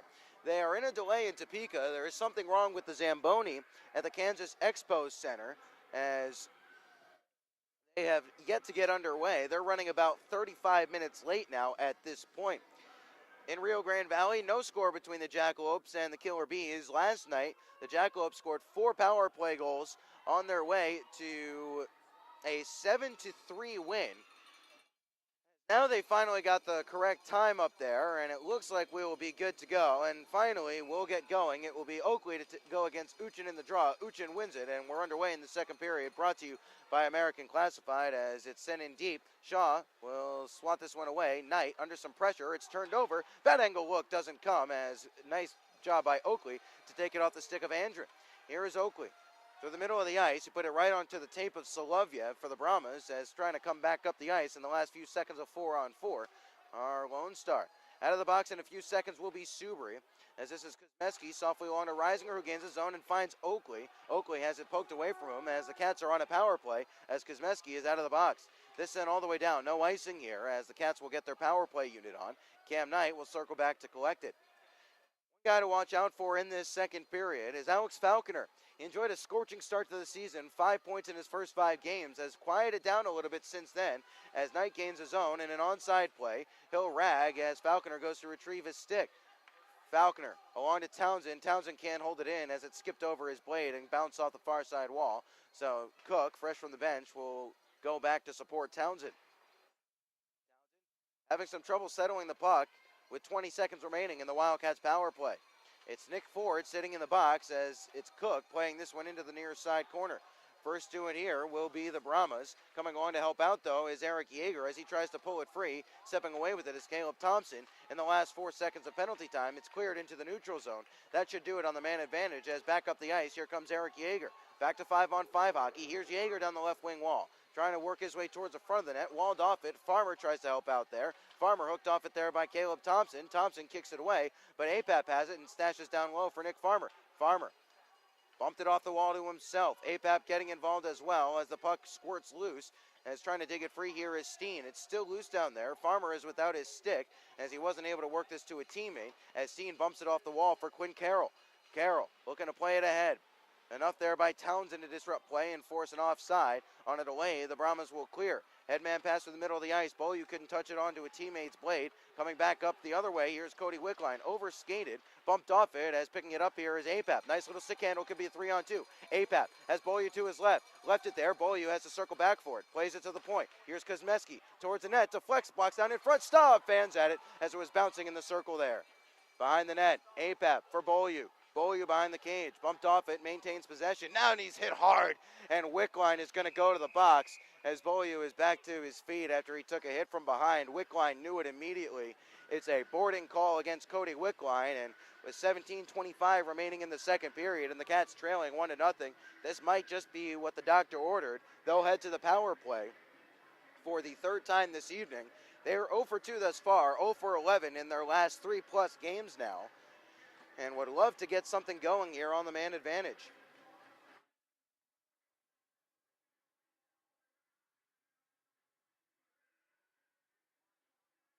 Lazarus getting some more power play time here. He couldn't win that draw. First to it is Sanderson, bumps it off to the far side as Hogan Davidson grabs this one and flings it the length of the ice. Shaw settles a bouncing puck and plays it off the back wall for Shane Kosmeski. With a nice little move, Kosmeski finds some space and will look to start the breakout. Gave it on to Lazarus. Lazarus gets to the blue line, chips it, and will hustle in after it. Litviak getting involved as well as he gave his man a good bump. That was Giles down behind the net, trying to pull it free. Are a few Wildcats as 3 Cats are behind the goal line. Oakley rubbed off it there by Sanderson. Sanderson gloves it down out of midair. We play on. To the near side. Reisinger will hustle after it. Here's Reisinger. Nice pass finds Litviak. Litviak dangles back to Kosmeski. Reisinger fanned on a one-timer. It hit off the heel of his stick and slamming it off the boards and all the way down was Sean Giles. 16:35 remaining in the second period. 1:10 remaining on the Cats power play. Turning it over there was Kosmeski as this is flipped softly back in, and Matt Cook will pick it up and turn up ice. Cook softly to the near side. Beaulieu checks up, grabs the puck, and races ahead. Beaulieu gets past one man. Bumped into the boards hard there by Solovyev. Holding it in on the far side, though. Here's Colin Staub. Staub having some trouble as Uchin poked it away, and this is sent all the way down. And Roman Uchin has been a real thorn in the Wildcats' side tonight, as he has been all over the place. We get a whistle here, played by a high stick. Shaw touched up. I thought that went all the way down. They say it was off the high stick of a Wildcat. So the Cats will have a defensive zone faceoff. 16:08 remaining in the second period. And Lone Star is doing exactly what they want to do. They're frustrating the Wildcats. Cats aren't able to use their speed and offensive skill because there's no space for it to go to work. Behind his net with 16 minutes remaining in the second and 35 ticks remaining on the Cats' third power play. They have yet to get anything going here, and that will continue as Cook's pass is intercepted. Chipping it and going in farther is Hogan Davidson. Davidson first to it here ahead of Cam Knight as 3 and 4 Wildcats draped all over him. As now picking it up are the Cats. Skating forward, it's Colin Staub. Staub ducks his shoulder, gets around Thompson. Here's Staub in front for Beaulieu, and making the save was Kupski as Beaulieu was able to shake inside his man and get his stick to it, but Kupski made the save. 15:37 remaining in the second period. Cats trailing 1-0 here as shots on goal are favoring the Brahmas 10-7 right now, 10-8. Factoring in that last shot. 12 seconds of power play time remaining for Wichita Falls as Cody Wickline is in the box 2 minutes for boarding at 2:35 of the period.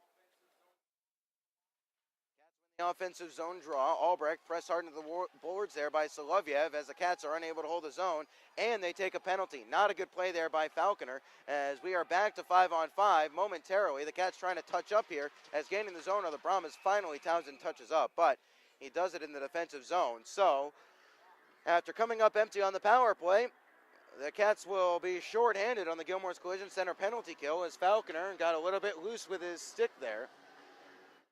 Cats are just not able to get it going right now in the same way that they were against Topeka last weekend. Brahmas doing, like I said, exactly what they want to do. They're clogging the play. They're frustrating the Wildcats. They only have 8 shots on goal. They average over 35, by far the most in the league. As trying to make it 2-0 on the power play, though, are the Brahmas. This is Kuzmeski, and Subri can't clear the zone. Subri, with a man in front of him, that was Andren who plays it down low into the corner. It's up to the blue line for Sanderson now. Sanderson plays it on to Andren once more. Now Sanderson again towards the net, deflects wide of the cage. Picking it up here are the Wildcats. They are unable to clear, however, as Thompson holds his own. Squirts to the middle of the ice. Sanderson on it now for Lone Star. Now outside the left wing circle on the near side, plays it into the corner. It's poked out in front for Wickline. Puck is loose. Townsend will take it behind the net, roll it off the glass, but he's not able to clear the zone as Andren and Farmer will tie up on the far side. To the point in Sanderson. One-timer, shot saved, caroming around there, and Shaw was able to cover up on a bouncing puck in the blue paint. That was Caleb Thompson who launched a one-timer. It got through some traffic, but Shaw was able to gobble up the loose puck in his crease. 14:33 remaining in the second period. Wildcats trailing 1-0, trying to keep it from going 2-0 here as they have to kill off another minute 13 of a tripping call to Alex Falconer. Knight, Cook, wrapped hard around the board. Soloviev holds it in on the far side. Bouncing puck, down low with it now. Trying to shake it across ice for Uchin, and it was just behind him as the Cats are finally able to clear the zone as Oakley can't clear this one all the way down though. Soloviev quickly up the ice looking for Egan. He's given a good bump there by Cook. First to it here is Yeager. He's rolled off it there by Vidmar, the goal scorer this evening. Here's Sebastian Vidmar up to Steen. Steen plays it off his left skate, circles back to the blue line now. Steen shot deflects, and Egan trying to tip it home, wasn't able to direct it towards the net. Oakley just able to force this one into the neutral zone. Yeager can't play it along deeper as the Wildcats are desperately trying to play this one all the way down to get a change as they're still not able to do so. Knight intercepts, and now he'll grab possession. He's dispossessed. Uchin will step forward. Uchin, one-on-one, walking towards the middle, chips it away, now at the blue line, back towards the front of the net, looking for Vidmar. Vidmar in the far side corner. Yeager presses him into the wall, separates him from the puck as Cook will come along to help out, and finally the Cats are able to clear this all the way down. 5 seconds remaining in the minor to Falconer. 13:23 remaining in the second period. Cats trailing 1-0 as we are back to 5-on-5 hockey as Falconer is out of the box and onto the bench as Beaulieu is fresh out for the Wildcats. Trying to hold the zone, here's Wichita Falls. APAP with a good step up. It caromed up high in the air where it was gloved down and brought forward by Quentin Carroll. Ford will play this one in deep. First to it here is Mark Bowen. Taking it away from him was Matt Cook, who played it along to Cam Knight, who got it right back to Cook. The near side it comes for APAP. APAP over the offensive blue line. Tries to play it towards the corner and does. Puts on the brakes, tries to serve it back towards the middle. He was tied up there as Nick Ford comes along to take it away.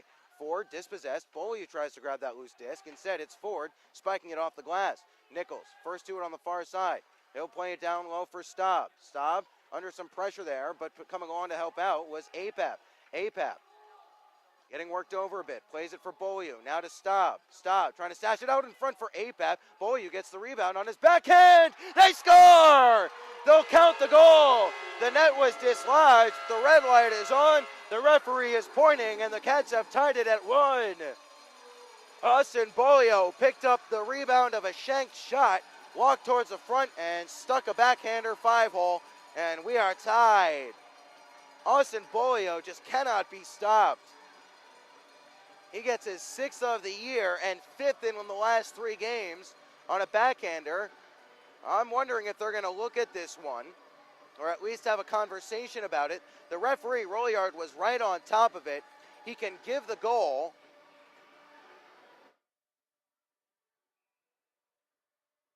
And the goal is going to be given. It will stand as the Cats have tied it up. Austin Beaulieu, his 6th of the year. APAP and Staub should get the assists. We're right back to play. The Wildcats looking to get a little bit of a buzz going here against the Brahmas as it's slung back to the far side for Davidson. Here's Hogan Davidson back through the front of the net. Bouncing puck skips just wide of the cage. That one coming off the stick of Hunter Stanley. Poked into some space for Oakley. Up ahead, here's Reisinger now. Reisinger getting a little fancy with it. Tries to get past Caleb Thompson. One move too many, but Reisinger gets it back. Tries to walk through some space, but Davidson will take it away from him. Subri. Good bump to take it away. Reisinger, his shot saved and held there by Jake Kupski. 11:43 remaining in the second. The Wildcats have tied this one up. Austin Beaulieu, 6th of the year, team leading 6th of the year, his 5th in the last 3 games for the Wildcats. He was honorable mention in forward of the month. Well, he's making an early case to try and be forward of the month for October. Up will be to the left of Kupski here. It's won there by the Brahmas in their defensive zone. Farmer on an aggressive forecheck is dispossessed there by the referee's skates as now Giles will look to bring it ahead. Giles turned it over. Helping out was Andren. Played softly through the offensive zone, and it works behind the net. Kuzmeski didn't read it there. First to it on the far side is going to be Eric Carreras. They'll try to work it free. It comes to Albrecht. He'll poke it into the neutral zone. Stepping free, here's Falconer. Farmer on the right wing. Falconer loading, shot, blocked, and it goes wide of the cage. Farmer behind the net now. Farmer has it swept away from him. First to it here is Scatliff. Scatliff back behind for Farmer. Farmer trying to tuck out in front. It's Falconer instead. Falconer, now Scatliff. Let it go under his stick. He'll play it back towards the corner for Farmer. Farmer ridden off it there, tries to kick it free to himself as Sanderson ties him up into the wall. Farmer can't pull it free. Referee hollering at them to move it as Albrecht trying to get involved there as well. Farmer kicks it along. Sanderson first to it here. Farmer gets it back, carrying towards the front of the net. Kupski wanted to glove it. Instead, Wickline plays it along to Andren, and the Brahmas will start up the ice.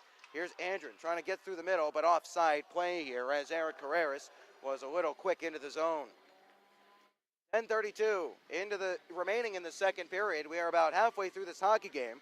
The Wildcats have tied it up at 1 goal apiece thanks to Austin Bolio's goal from Tommy Apap and Colin Staub at 7:40 of the frame. Face-off in the neutral zone. There was some question initially about whether the goal would stand, at least for my part, because the net had been dislodged, but the referee, Royard, right on top of it, shot high, gets the glass, and the carom was dangerous, but no harm, no foul. But the Wildcats aren't able to clear the zone quite yet. Now Yeager chips it free, trying to hustle after it. Could be an odd man rush. Yeager in the circle, towards the front of the net. Where's the puck? And Kupski will cover up as it slowly dribbled its way into the blue paint. A bit dangerous there. Yeager overskated it momentarily as he was trying the toe drag. 10:14 remaining in the second period. Finish that thought on the Wildcats' goal. Royard, for his credit, was right on top of it, so he said that the net getting dislodged was inconsequential to the puck going in, or either way, that the puck had gone in before the net was dislodged. Either way, Cats don't care. They lead, or they're tied 1-0 towards the net, wide of the cage after Cam Knight with some nifty moves there to hold the zone. Litviak can't win this battle as it's served back to the near side. Bowen chips it away from Yeager. Lazarus the first to it here.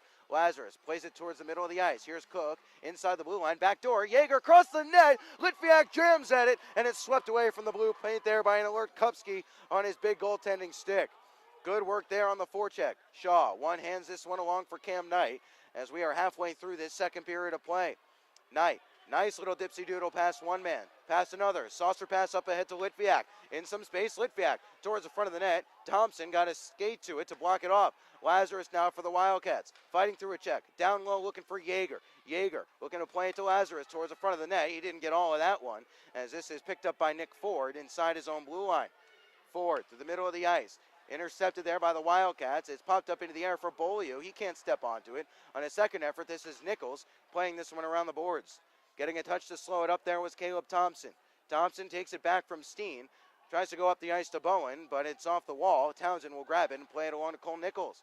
Nichols with a loose pass there that's intercepted. Served back behind the cage of Shaw. Townsend will be the first to it here. Well, as I thought he was going to be, as Davidson came in and gave him a good bump, and a battle will develop in the corner. Pulling it free, here's Hunter Stanley to Davidson. Chipped back along to Stanley with Sturzinger in the middle. Now back up to the blue line, and Sanderson has some trouble. It's blocked down in front there by Townsend. Townsend gets it up to Staub. Staub touches it along to Beaulieu. He can't win that race, but Staub will grab it. Here's Staub, 1-on-3. His shot from a bad angle is snatched out of midair there by Kupski. Ooh, and going down hard after the play there was Colin Staub. Will we see Royard take one to the box with him? Not sure. Either way, that shot was going wide from Staub, and he was dumped down hard into the boards.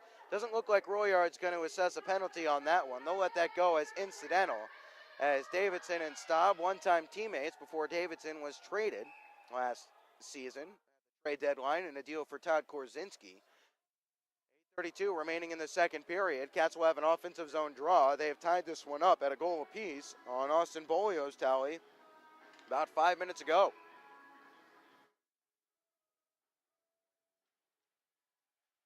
Subri, slap shot, Townsend spilled, and covering the rebound was Kupski. Subri won it back to Townsend, who put as hard a shot on net as I think I've ever seen him rip. Making the save there was Kupski. Reisinger was floating around, sniffing for a rebound, but it was covered up. Do the offensive zone draw again for the Wildcats. 8:27 remaining in a second period. That has the Wildcats out shooting the Brahmas 6-1 thus far. Washed out of the draw here is Subri for some reason. The trailing linesman, Campbell, is the one washing him out of the draw. Oakley will step in to take it instead. By the Brahmas as Knight will hold this one in. Knight held on it through the middle of the ice. Oakley bouncing puck, and he couldn't pull the trigger. Holding it momentarily are the Wildcats. Here's Oakley trying to sweep it across the crease. Tied up there, and this is going to be a penalty as Reisinger was hauled down to the ice. Solovyev had to take that call. That'll be a hooking call. Could have been hooking, could have been interference. Take your pick. It's an obstruction penalty as Reisinger was trying to get free to stash it home on the back door. Cats will head back to the power play. They're 0 for 3 thus far, but they'll get their second chance of the period right now.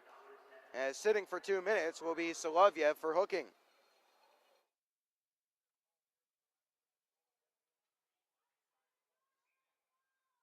Face off to the right of Kupski. Nice win there by Apap. Knight softly off the boards for Beaulieu. Beaulieu fights free. Can't stash it back to the point quite yet, and clearing down are the Brahmas. Good quick stick there by, I believe that was Quinn Carroll, who was able to slash that one all the way down the ice. Knight will lumber up ahead. Now looks to gain some steam. Plays it to Austin Beaulieu. Future teammates offside play here as a little stick handle by Beaulieu caught Apap into the zone a little bit early. So we'll have a neutral zone face-off coming in front of the Wildcats bench area. 7:47 remaining in the second with 1:35 remaining in the Wildcats power play as Solovyev is sitting for 2 minutes to think about what he's done.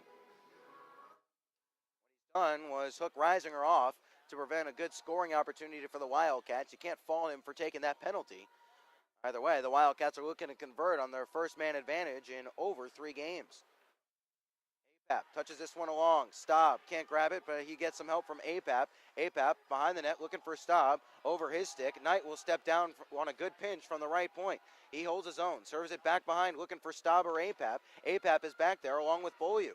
Apap bumped off the wall, or bumped into the wall hard. Beaulieu can't clear this one or get it up to the point, and the Brahmas will clear this one out. Davidson draped all over Matt Cook on the shorthanded forecheck. Cook tied up there by Davidson with 7:05 remaining in the second period as we're in the last 50 seconds of the Wildcats power play. Here's Cook. He'll gain the zone on the left side. Onside play. Now we'll skate back and slow things up to set it up. Cook, shot blocked. He gets it right back as it was put right back on his blade. Another shot blocked. This time, here's Litviak on it. Litviak, Cam Knight. Knight, down low, he'll find Falconer. Falconer behind the cage for Farmer. Slapped around to the far side. Cook will settle. Tries to play it down low. It's blocked. He gets it right back on the stick of Falconer. His shot and a glove save there by Kupski. And if Falconer was a right-handed shot, he would have been able to step into a one-timer there, but he had to delay, and that allowed Kupski time to move from right to left, and he snatched it out of the air. 6:32 remaining in the second period. We are tied up at a goal apiece. 21 seconds remaining in the penalty to Solovyev. It was a hooking minor at 11:48 of the second. Yeager will take the draw for the Wildcats. Behind the net, Farmer is unable to win that battle, and now they'll still try to scrum for it.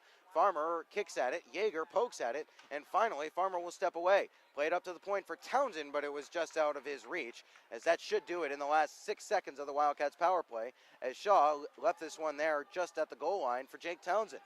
Shane Kosmeski will look to lumber up the ice. He'll hit Farmer. Farmer gains his own with a step. Here's Farmer. His shot. Save. Spilled. Rebound in a dangerous area. Yeager over skates. We're back to 5-on-5 hockey.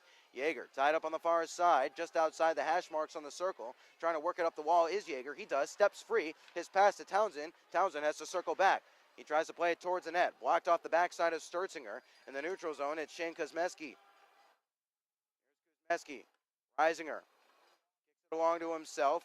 Backhand pass was off the skate of Oakley. First to it here is Subri. Pokes at it, floats high up into the air. First to it here is going to be Oscar Andrin. Andrin bumps it off the back wall for Sanderson. Sanderson's pass is kicked along there by Carreras. Carreras, one-on-one. Andrin gains his own in front for Andrin. He wasn't able to get a stick to it. No call up coming here as Oakley steps away for the Wildcats. Oakley, 5:20 remaining in the period. Spike down low as Shaw will just settle this one down and leave it behind there for Shane Kosmeski. 5:10 remaining in the second period. Kosmeski told me that he felt he had a goal in his hands tonight We'll see if he was able to live up to that, as he'll play this one along to Townsend, as we are not seeing much of Cole Nichols thus far.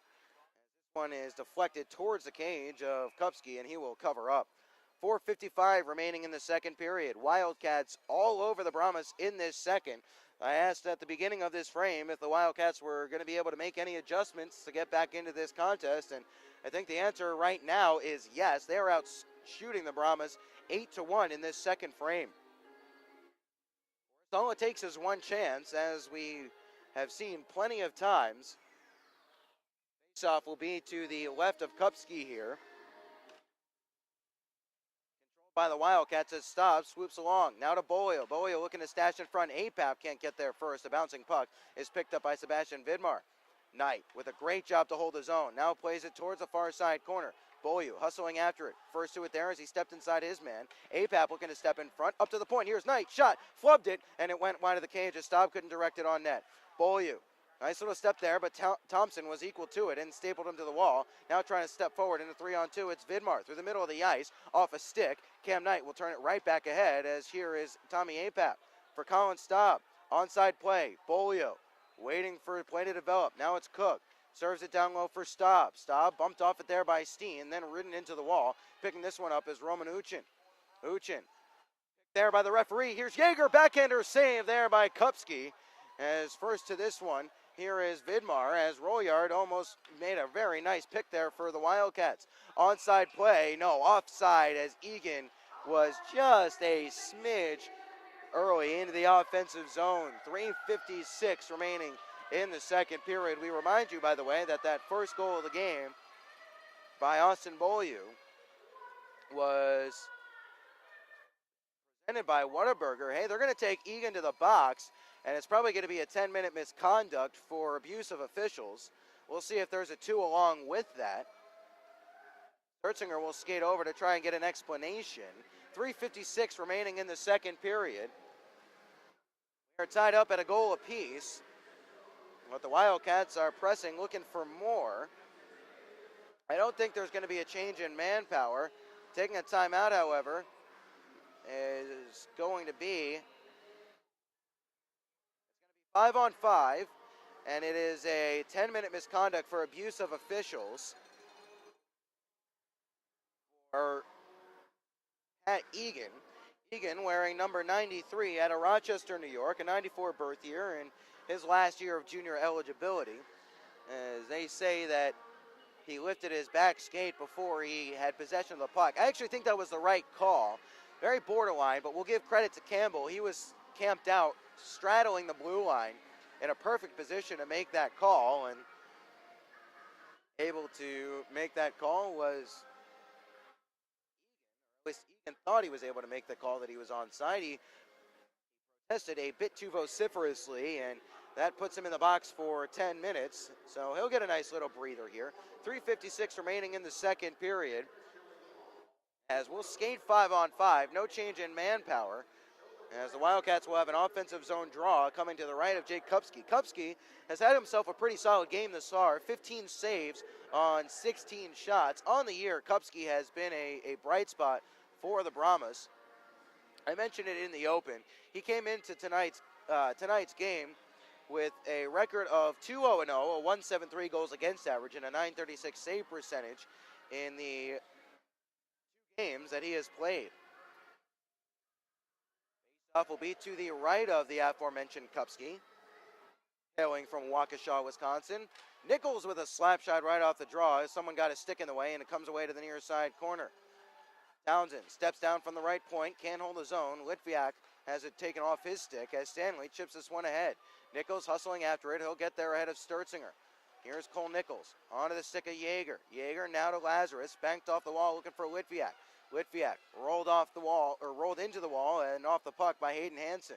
Townsend gloves it down at the blue line, has a back check coming. That was Schertzinger. Now Schertzinger is able to turn around Nichols. Schertzinger all alone. Townsend with a good recovery, and he does just enough to take enough off the shot, and Shaw makes the save. Schertzinger in front, nobody home, as Litviak has it for the Wildcats, and he'll settle in the last 3+ minutes of the second period.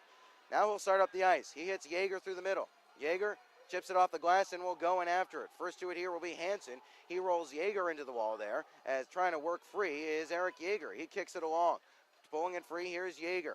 Yeager tied up. Litviak comes along to support. Penalty upcoming here. It's going to be against the Brahmas. Litviak spins away. Stuff attempt. And it was poked away from him. And it's going to be a penalty against Lone Star. It'll be a holding call as Lazarus was bear hugged into the wall and unable to move. 2:50 remaining in the second period. And the Cats will head back to the power play for the third time in this period. And the fifth time this evening. Let's see if they can finally pop one and break their duck. That is growing by the period here. It'll be Bolio, Cook, Knight, Staub, and Apap out there. So top D pairing and top forward line out there with 2:50 remaining in the second period. Just a quick note, that was a great recovery there by Townsend.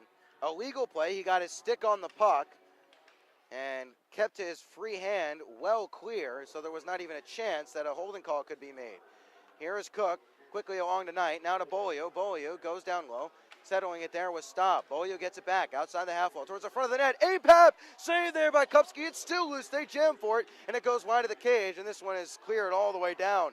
Apap found himself all alone in the blue paint, and Kupski was able to challenge, make himself big, and cut down any angle that he had. Cook tied up here, but he worked it along to Bolio, who gets it along to Cam Knight. Cam Knight, onside play. He gets past his man, as that was Giles trying to take him off it. Onto the puck here is Stop. Stop. Now to Bolio. Bolio up to the middle of the blue line for Cook. Cook spins it back to Cam Knight near side. Cross ice pass, having to settle off the back wall. Here is Bolio walking down. Now it's Staub trying to go in front. Puck loose. They'll jam for it and get the whistle as Bolio came careening in, and that draws a whole mess of bodies there. A minute 54 remaining in the second. Someone is getting sent to the box, I think. A minute 5 remaining in the Wildcats power play. Bolio lost his bucket. He came careening in. Looks like it's going to be Vidmar going to the box. Actually, this is Sean Giles, and he's going straight off. I think they're going to get him for removing an opponent's helmet, and that is big, because if that is the call, that is a game ejection. If that is the call on Sean Giles, and it's not just a 2 and a 10, if it is removing an opponent's helmet, by rule in the North American Hockey League, that is an automatic ejection. We'll wait and see what they post up there. The Cats are still on a power play for another minute 5. They put someone else in the box. There's a minute 54 remaining in the second period. A tie hockey game here at the KYC. Ben Horner with you on FastHockey.com and the Wildcats Broadcast Network. It's Wildcats Hockey presented by Armored Roofing. Sean Giles has just been skated to the locker room door of the Brahmas after ripping off the helmet of Austin Bolio, it would seem. So, what will it be? It'll be 5-on-3 for the Wildcats for the next minute 5 at least. And this is a big moment. Let's see what they'll post on the penalties. Still sorting it out in the penalty box are the off-ice officials. The faceoff will be to the right of Kupski. Kind of surprised that Coach LaFontaine has not taken the time out here to get something set up. Farmer can't win the draw as it's loosened some skates. Falconer can't pull it free, and it's cleared all the way down.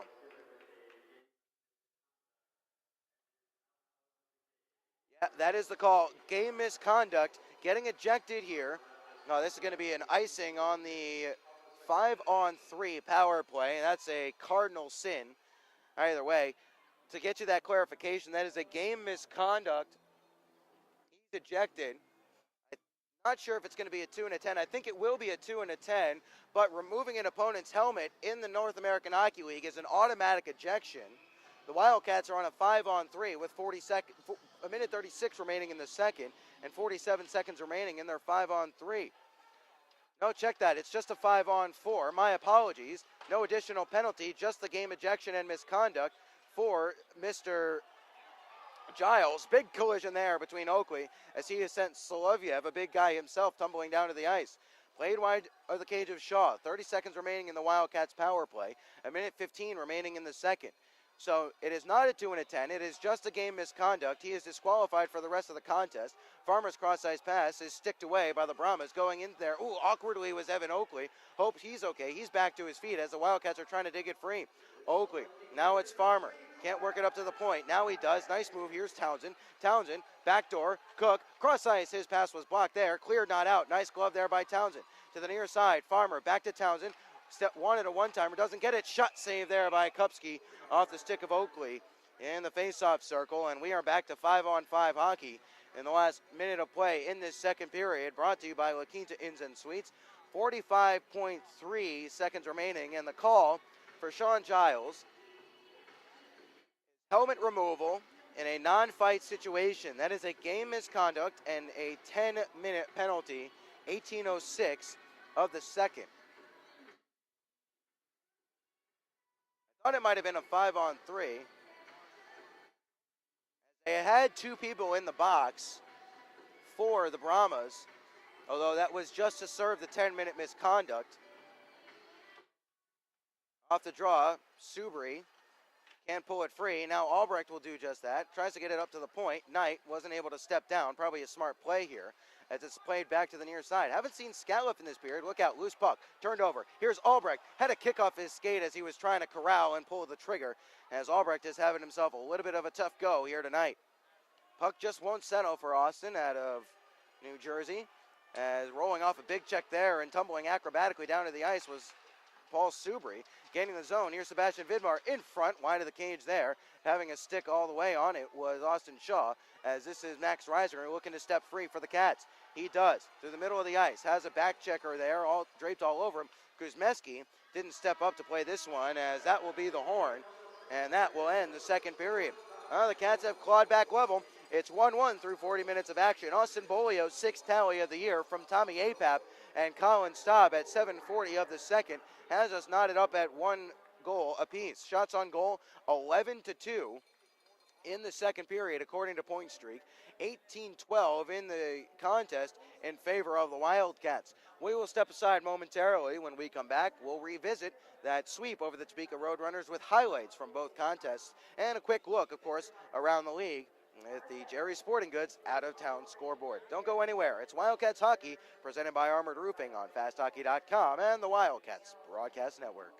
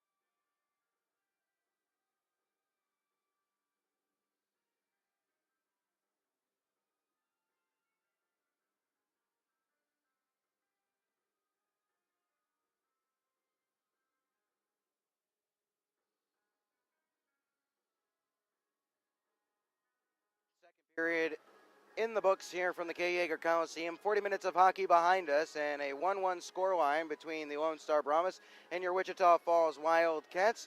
It is Austin Beaulieu's 6th goal of the season, team leading 6th goal of the year, that has the Wildcats leveled up once more. We're back where we started in an even scoreline, and that second period was all Wildcats. 12-2 were the shots on goal in favor of Wichita Falls in that second frame. 19-12 in favor of the Cats now in the contest thus far, and the ice tilted a little bit towards the end of Kupski. I think the Cats started to smell blood in the water a little bit after a couple of penalties and then an ejection to Sean Giles, as the Brahmas, don't want to say they're getting a little bit rattled, but they're certainly being a bit more loose with their decision making, we shall say. We'll see if that holds into the third period as well. Either way, what we do know is that Sean Giles removed Austin Beaulieu's helmet. That is a game misconduct and a 10-minute penalty at that. We'll see if he is back out for the start of the third, but I am fairly certain, in fact I am 99.9% certain that that is a game ejection. Even in a non-fighting situation, Sean Giles' night is done, I believe. So we'll pause on that. We'll see if that is the case indeed at the start of the third period. However, right now though, we'll flash back to last weekend's action against the Topeka Roadrunners in a series the Wildcats swept by scores of 3-1 and 5-1 last Friday and Saturday.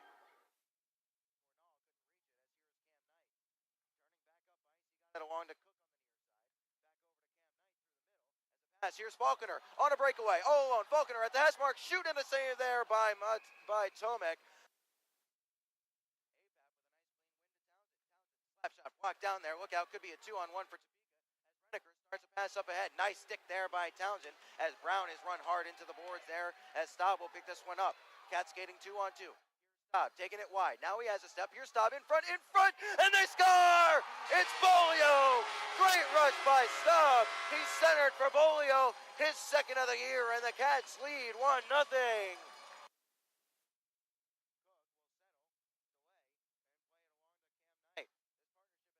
Awesome. Now here's Beaulieu trying to break the press. Beaulieu on his backhand shot, scores! Austin Beaulieu, his second of the night, and the Wildcats double their lead.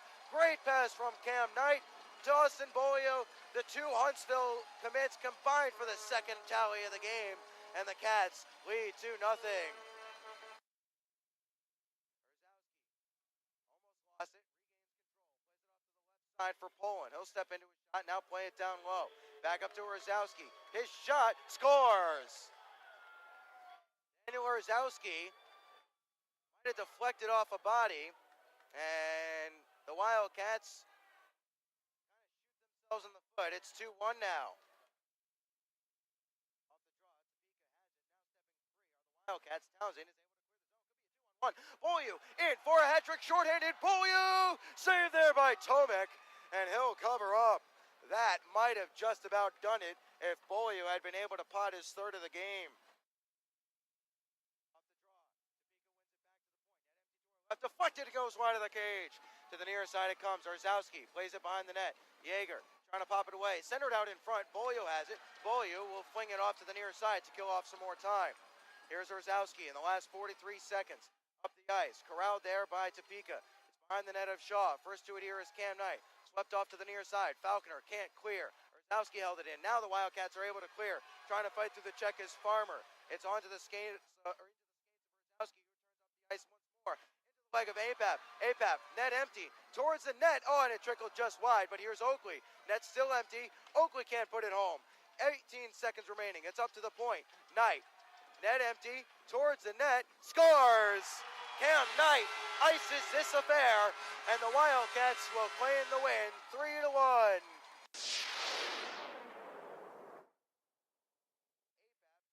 Apap to go in the draw.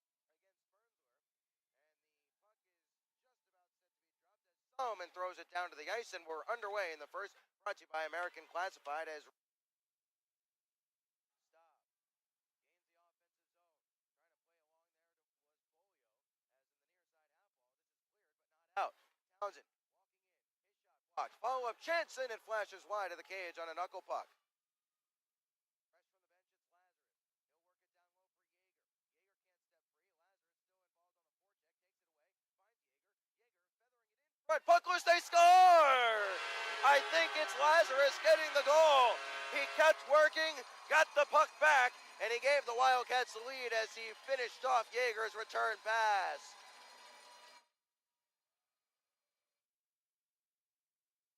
Lazarus has been in and out of the lineup through the first couple of weeks of this season. He's getting his chance today, and all credit to him. He responded very well to a bit of a disappointment yesterday. He was penciled in to go, but Evan Oakley was okay to play, and Lazarus was the man to make way in front, and Shaw makes a remarkable save. Point blank on Yuhiko Saka, who slaps his stick on the ice in frustration. What a save by Shaw. He made himself big right in the blue paint. As it worked its way out in front, Yuhiko Saka was camped out at the top of the crease. And we get a play stoppage here. Knight will race Rosowski to it. First to it here is Topeka. They go up to the blue line was Sutter. Good check there by Cook to tie his man up. Boley trying to pull it free as Gornal is getting into the action as well. Suicide battle in the corner. It's pulled free by Topeka. Dancing into some space. Up to the point. Now Boley intercepts. Could be a shorthanded breakaway. Austin Boley, one-on-one, shorthanded. Scores! Austin Boley uses his speed. He turned on the Jets, and the Wildcats take a 2-0 lead. He almost had a shorty last night. He wasn't missing this time. He skated in, collected the puck in the slot. Forehand, backhand, forehand through the 5-hole, and the Cats double their lead. Reset off the draw. Here's a slap shot. Blocked down in front. Doesn't get all the way through. It's loose and a pass saved there by Shaw. At the doorstep, they score. It's Rosowski. He followed up on a loose puck and was able to lift it under the bar. It's 2-1.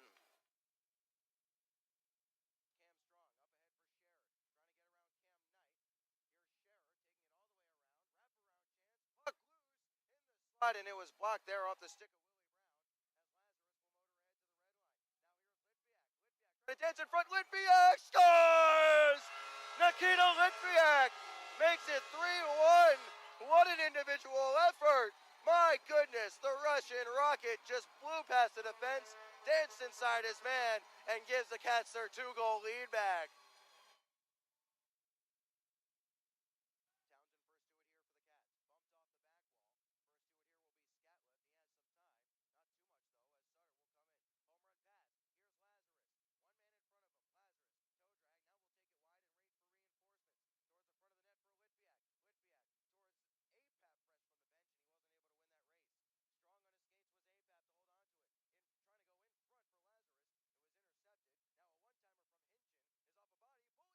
Scores!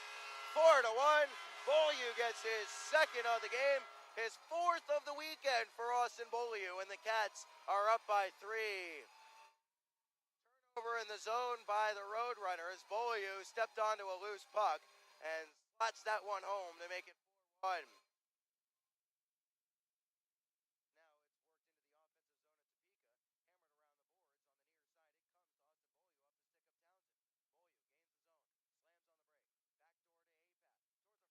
They score! What a play! This time it's stopped. APAP ripped a pass to the back door. Stout tucked it home. That's Collins' first of the year, and the Cats are going to win this one going away. It's 5-1. As we're in the last 10 seconds of the third, Austin Shaw will pick up his 4th straight win. The Wildcats will pick up their 4th straight win. They're going to sweep Topeka as here goes the horn. Wildcats win 5-1. A great weekend for Wichita Falls, top to bottom, front to back. They're going to head out of here with 4 points. And that's a good, solid performance once again for the Wildcats. It was a good weekend last weekend for the Wildcats, as you just heard. 3-1 and 5-1 wins over the Topeka Roadrunners. They're looking to make it a good weekend, or a good start to the weekend here tonight. There's 20 minutes of hockey ahead as they are tied up with the Brahmas 1-1. But the Cats really controlled that second period. 12-2 were the shots on goal in that frame, I should say. 19-12 is the margin throughout the contest. Let's take a quick look at the Jerry's Sporting Goods out-of-town scoreboard for you before we step aside for a quick break ahead of the third period. In Corpus Christi, it is now 3-0 with the Ice Rays leading the Wenatchee Wild. Wild off to a bit of a rough start in the South Division. They entered play this weekend 2-3-1 with 5 points. It looks like they're about to drop to 2-4-1. They're underway in the third period there at America Bank Pavilion. Topeka and Amarillo has been postponed. As best as I could tell, there was an issue with the Zamboni at the Landon Arena at the Kansas Expo Center. I wonder, I'll have to try and find out after the game, but I wonder if the Zamboni broke down on the ice. And the problem with that is, unless you push it off quickly, that heat is going to continue to melt a hole in the ice. I'll have to try and get a little bit more information about what happened there, and I'll hopefully have something to report back to you folks with tomorrow evening. So Topeka and Amarillo has been postponed. In Brookings, the Blizzard lead 2-1 over the Cooley Region Chill. Rio Grande Valley holding a 2-0 lead over the Odessa Jackalopes in the latter stages of the second period there, as Rio looking to bounce back from a 7-3 loss last night. Couple of games going on in Alaska later tonight. Fairbanks hosting the Bismarck Bobcats at 7:30 Alaska time. That's about 35 minutes from now here in Central Time. Same thing in Kenai River, as the Minot Minotauros have made the trek from North Dakota to Alaska to take on the Brown Bears. One other game going on right now, or a couple of other games going on right now. The Austin Bruins and Aberdeen Wings in action in Austin, Minnesota. Springfield Junior Blues hosting the Sioux Eagles right now. No score updates from that one quite yet. We'll see if we can get something for you in the middle of the third period and pass those scores along. That's the Jerry Sporting Goods out-of-town scoreboard, and that'll do it for us here on the Intermission Report. We'll step aside when we come back. We'll have the third period of action. Will it be a decisive third period? Stick around and find out. It's Wildcats Hockey presented by Armored Roofing on FastHockey.com and the Wildcats Broadcast Network.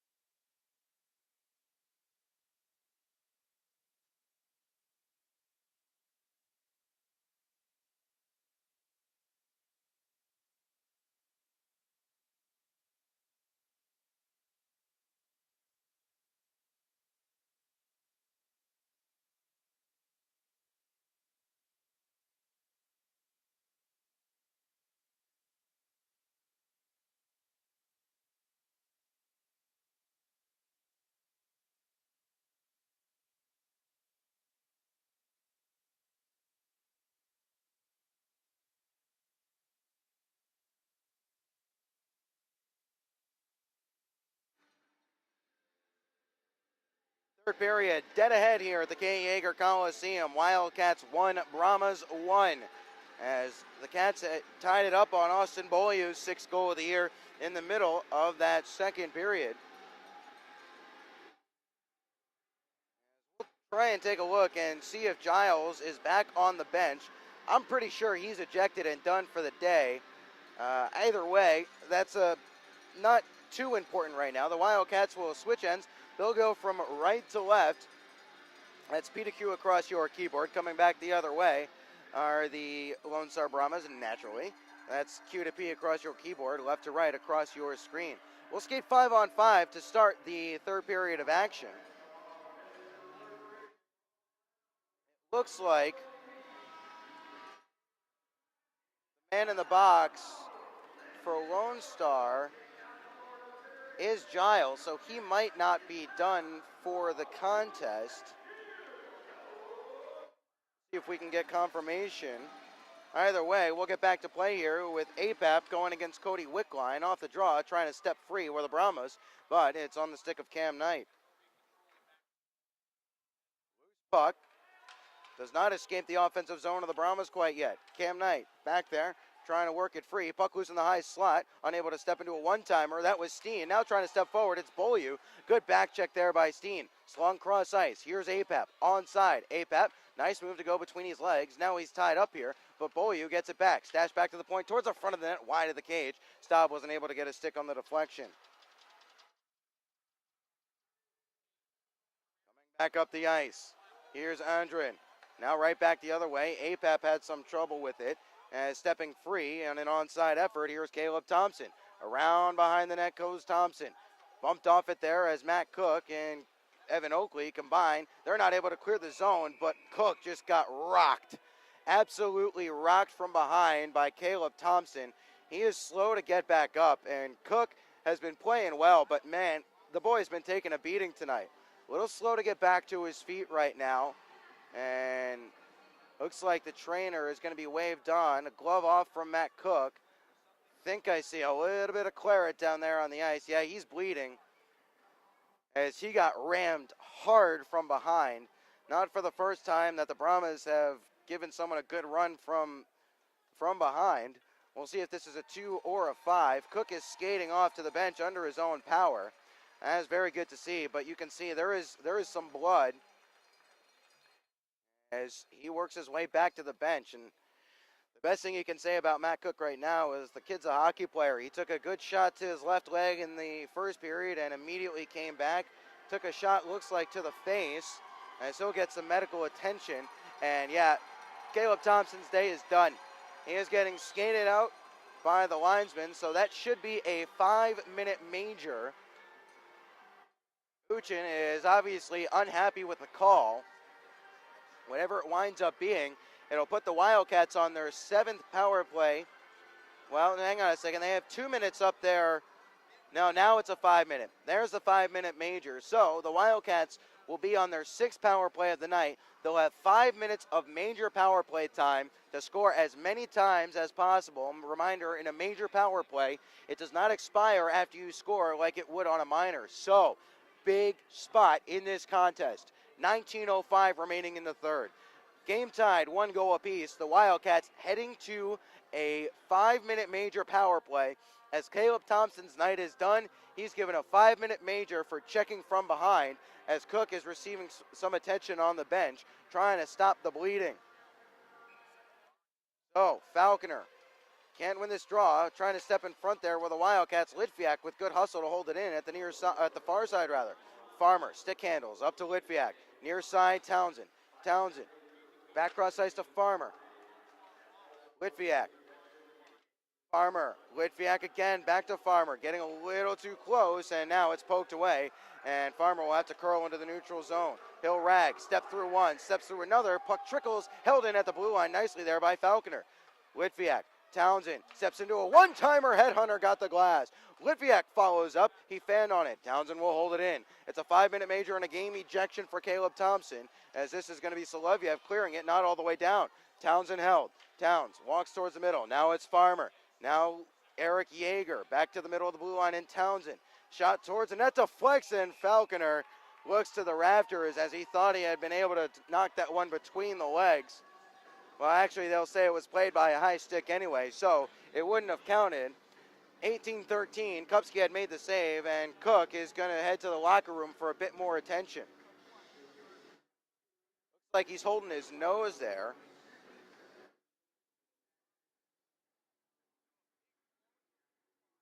Off to the left of Shaw. Cats on a 5-minute major power play. They have 4:08 of power play time remaining, as Shane Kuzmeski will have it and play it along to Cam Knight as the Cats will look to start up the ice.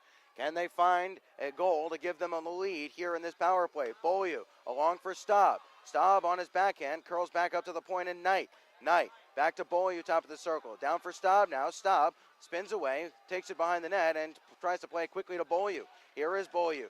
Holds on it. Now it's Kuzmeski. His shot blocked. Bouncing puck. It's still loose there. Apap going after it. Steen there. Staub tries to get involved, and Staub has it. Staub ridden off it. It goes to the corner for Apap. Here's Apap to Knight. Knight had some trouble with it. He's going to have to hustle. Did he hold the zone? Yes, he did. Beaulieu trying to help out as well. Steen can't clear the zone yet either. Down low. Little too far for Staub to reach. Sanderson swept around the boards. Kuzmeski decides to let it run into the neutral zone, and he'll settle down. Apap.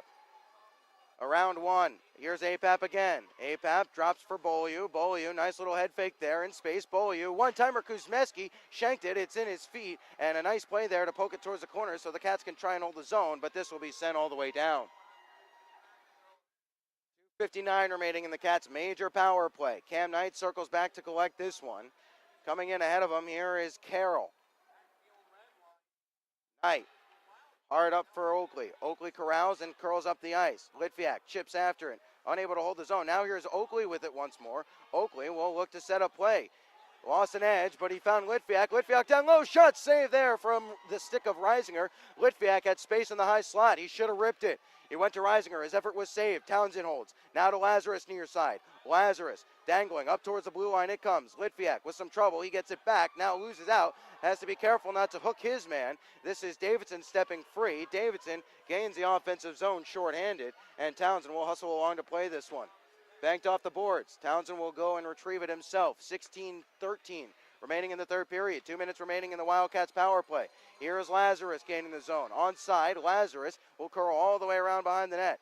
Tries to play it up to the blue line and does. Here is Townsend. Back to Lazarus, top of the circle. Lazarus, cross-ice pass. It's Reisinger. Reisinger shot, save there, and it comes away to the near side. Picking it up is Townsend. At the left point, Townsend. Now to Lazarus, top of the right circle. Lazarus, backdoor for Staub. He couldn't get all of it. Staub still, puck loose. Townsend holds. 1:40 remaining in the power play. Townsend, shot deflected, and it's saved and held by Kupski. 15:39 remaining in the third period. 1:35 remaining in the penalty. Caleb Thompson. I'm just noticing that they actually never put someone in the box to take Caleb Thompson's place, so that's going to have to be remedied there. By the way, Giles is not out on the bench, as this is Hayden Hansen trying to clear it loose off the faceoff. Apap pulls it free. Kuzmeski now. Here's Kuzmeski towards the middle of the blue line. Now back to Knight near side. Knight back to Kuzmeski, top of the right circle. Hard back across to the near side for Beaulieu. Now Knight once more. His shot, save, rebound. It's picked up by Hansen, who clears but not out. Kuzmeski, great glove there to hold it in as the Wildcats are trying to keep it alive here. They are able to do so for the time being. Stash back to the point. 1:05 remaining on the power play. Cam Knight, near side for Beaulieu. Back to Knight, middle of the blue line. Knight, loading shot, deflected, trickles just wide from Apap as the goal judge got a little antsy there. Here's Knight, shot, save, it's at the doorstep. Stop, back in front. Knight will settle this down. 50 seconds remaining. Beaulieu once more. Great puck movement. Cats can't put the puck in the net quite yet. Here's Kuzmeski, shot, save, rebound, they'll jam at it, and Apap can't push it home. Kuzmeski once more, wanting it, loading a shot, save on the glove hand by Kupski.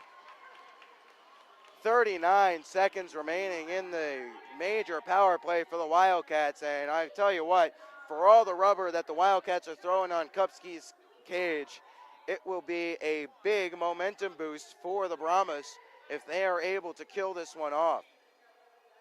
Trainer is back on the ice. Not sure if Matt Cook has accompanied him. We'll keep an eye on that as the faceoff will be to the left. Now Kupski Washed out of the draw here is Yeager. Farmer will step in his place. Wildcats pull it free. It's to the point, as here is Cole Nichols. Now it's Farmer looking to stash back to the point, and Nichols, he does. Nichols, now Townsend. He handcuffed him, but he got it along to Yeager. Here's Yeager. Back to Townsend, middle of the blue line. 25 seconds remaining. His shot blocked, and now he blows a tire, and Wickline sends this one all the way down. 15 seconds remaining. It looks like the Brahmas are going to kill off this 5-minute major to Caleb Thompson. Here is Cole Nichols.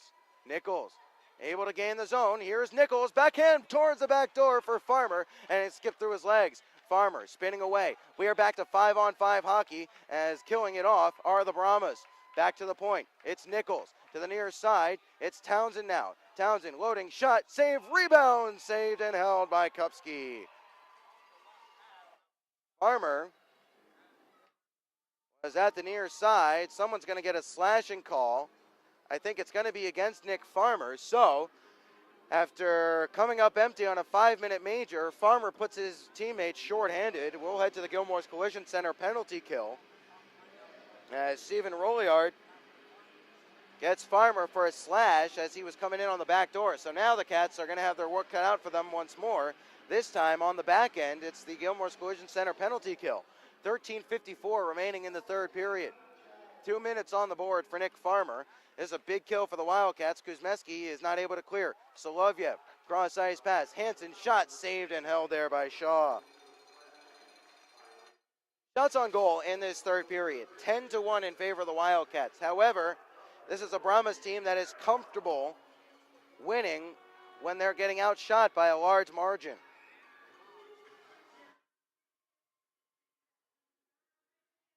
Face up to the right of Shaw. Wildcats 4 for 4 on the penalty kill thus far. Washed out of the draw here is Egan. Subri will take the draw against Sebastian Vidmar. Off the draw. They tie up for it. It's in the face-off dot. Uchin will win it back to the point. Here's Hansen. His shot scores through a screen. Aiden Hansen from the blue line on the power play. The Cats can't cash in on a 5-minute major, and now they trail 2-1 after a bad penalty by Nick Farmer. 2-1, and if you were looking at the shot total, you would not think that the Brahmas would have the lead. Hansen threw a screen, makes it 2-1 on the power play.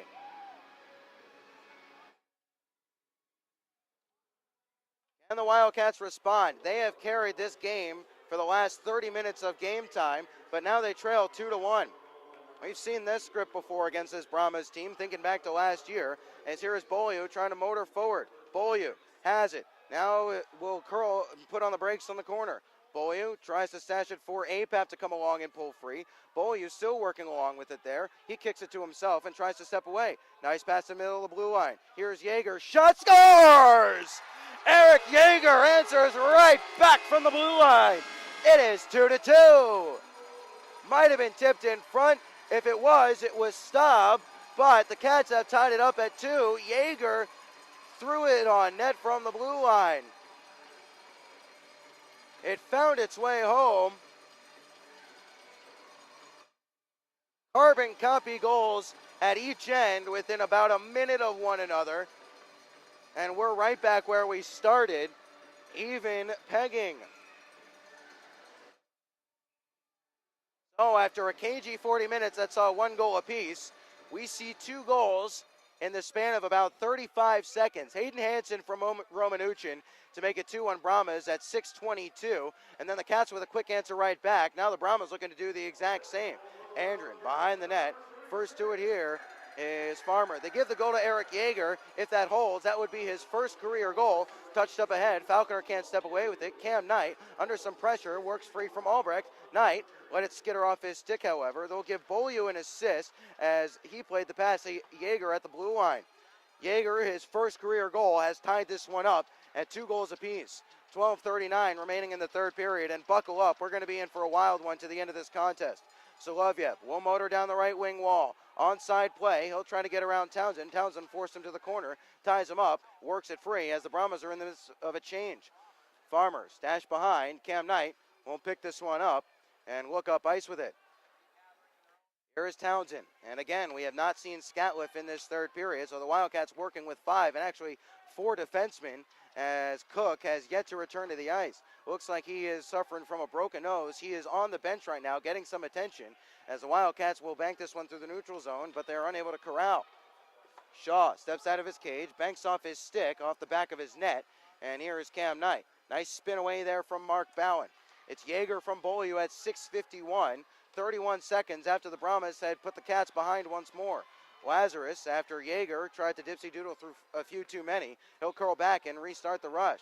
Knocked down out of midair, no high stick. Litviak comes along for this one. He'll chop at it, play it along for Yeager, back for Litviak. Now it's Yeager in the corner once more. Litviak has it, tries a few moves too many. Yeager will pick it up for the Wildcats. Behind the net, he'll take it, bumped off it, but he left it for Lazarus. Now it's Litviak looking to stuff in front. He wasn't able to direct it towards the net, as Egan will play this one up ahead. That was Quinn Carroll. He'll swim past his man Townsend. Scatliff out onto the ice for his first shift. Puck loose behind the net. Yeager has it for the Wildcats. He'll stash it along for Townsend. Townsend, nice spin away there from Carreras, and he'll look to start it up the ice in the last 11:05 of this third. Townsend, slowly, deliberately, he'll carry it all the way into the zone. Towards the corner, he'll take it, now roll it off the glass, and he'll hustle back to the point and probably come to the bench for a change. To the middle of the ice, here's Lazarus. He held on a shot, curls back. Lazarus, now Litviak on his backhand. Hauled down from behind, no call upcoming, as this will be banked off the glass into the neutral zone. We're trying to start it up the ice, and doing so, here's Bowen. Trying to get his way past Kuzmeski. Kuzmeski does enough to separate him. Look out, turnover, Scatliff, and a huge blocker save there by Shaw. Point blank, as Roman Uchin had a gift put on his tape by Scatliff. Lazarus will dump this one in deep. Big moment there. 10:25 remaining in the third, as the Wildcats and Brahmas are tied up 2 goals apiece. Here is Reisinger pulling it free. Reisinger's shot whistled it wide of the cage on the near side. Oakley has it for the Wildcats. He'll play it along the blue line.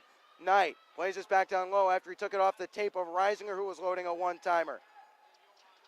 Look out, could be a 2-on-1. Uchin motoring ahead. Has a man in the middle, it's Egan. Uchin puts on the brakes. Back door, and tied up on the near side was Vidmar. Cats looking to rush the other way. Here is Subri. Subri gains his own. At the circle, his shot sticked away, and this goes up into the protective netting. 9:49 remaining in this third period. What a pace. What a pace of this third period. Up and down the ice we go. Hayden Hansen gave the Brahmas a very short-lived 2-1 lead on a shot on the power play that beat a screened Austin Shaw. Eric Yeager answered right back 31 seconds later. Check that, 29 seconds later on his first career goal. Here is Cook back onto the ice after he received some medical attention. As hustling over to the far side, Cam Knight will grab it and retreat into the neutral zone. Knight, nice little pass as he'll fish it up ahead. Apap plays it quickly back to Matt Cook, who has been outfitted with a cage. Here is Staub. Nice move to dance his way past Sturzinger. Staub loading, shot saved there. He was looking for a rebound, as that was a soft effort with Apap crashing the cage, but making the save was Kupski. Shots on goal, 32-15 in favor of the Wildcats. In the last 2 periods, it is 25-5 in favor of the Cats, but Kupski hanging strong in net for the Brahmas. We'll get a media timeout here. That'll give us an opportunity to catch our breath, as the players will do the same. 9:29 remaining in the third period. Cats and Brahmas tied up at 2 goals apiece. Ben Horner with you on FastHockey.com and the Wildcats Broadcast Network. It's Wildcats Hockey presented by Armored Roofing. As we'll take this opportunity to give a quick update on the scores from around the league. Corpus Christi holding on to a 3-1 lead over the Wenatchee Wild now, as they are in the closing stages of that third period. Brookings now tied up with Cooley Region. They let a 2-goal lead slip away, did the Blizzard, in this third period. Now, in Rio Grande Valley, it is 2-0 now, with the Killer Bees leading the Odessa Jackalopes in the second intermission.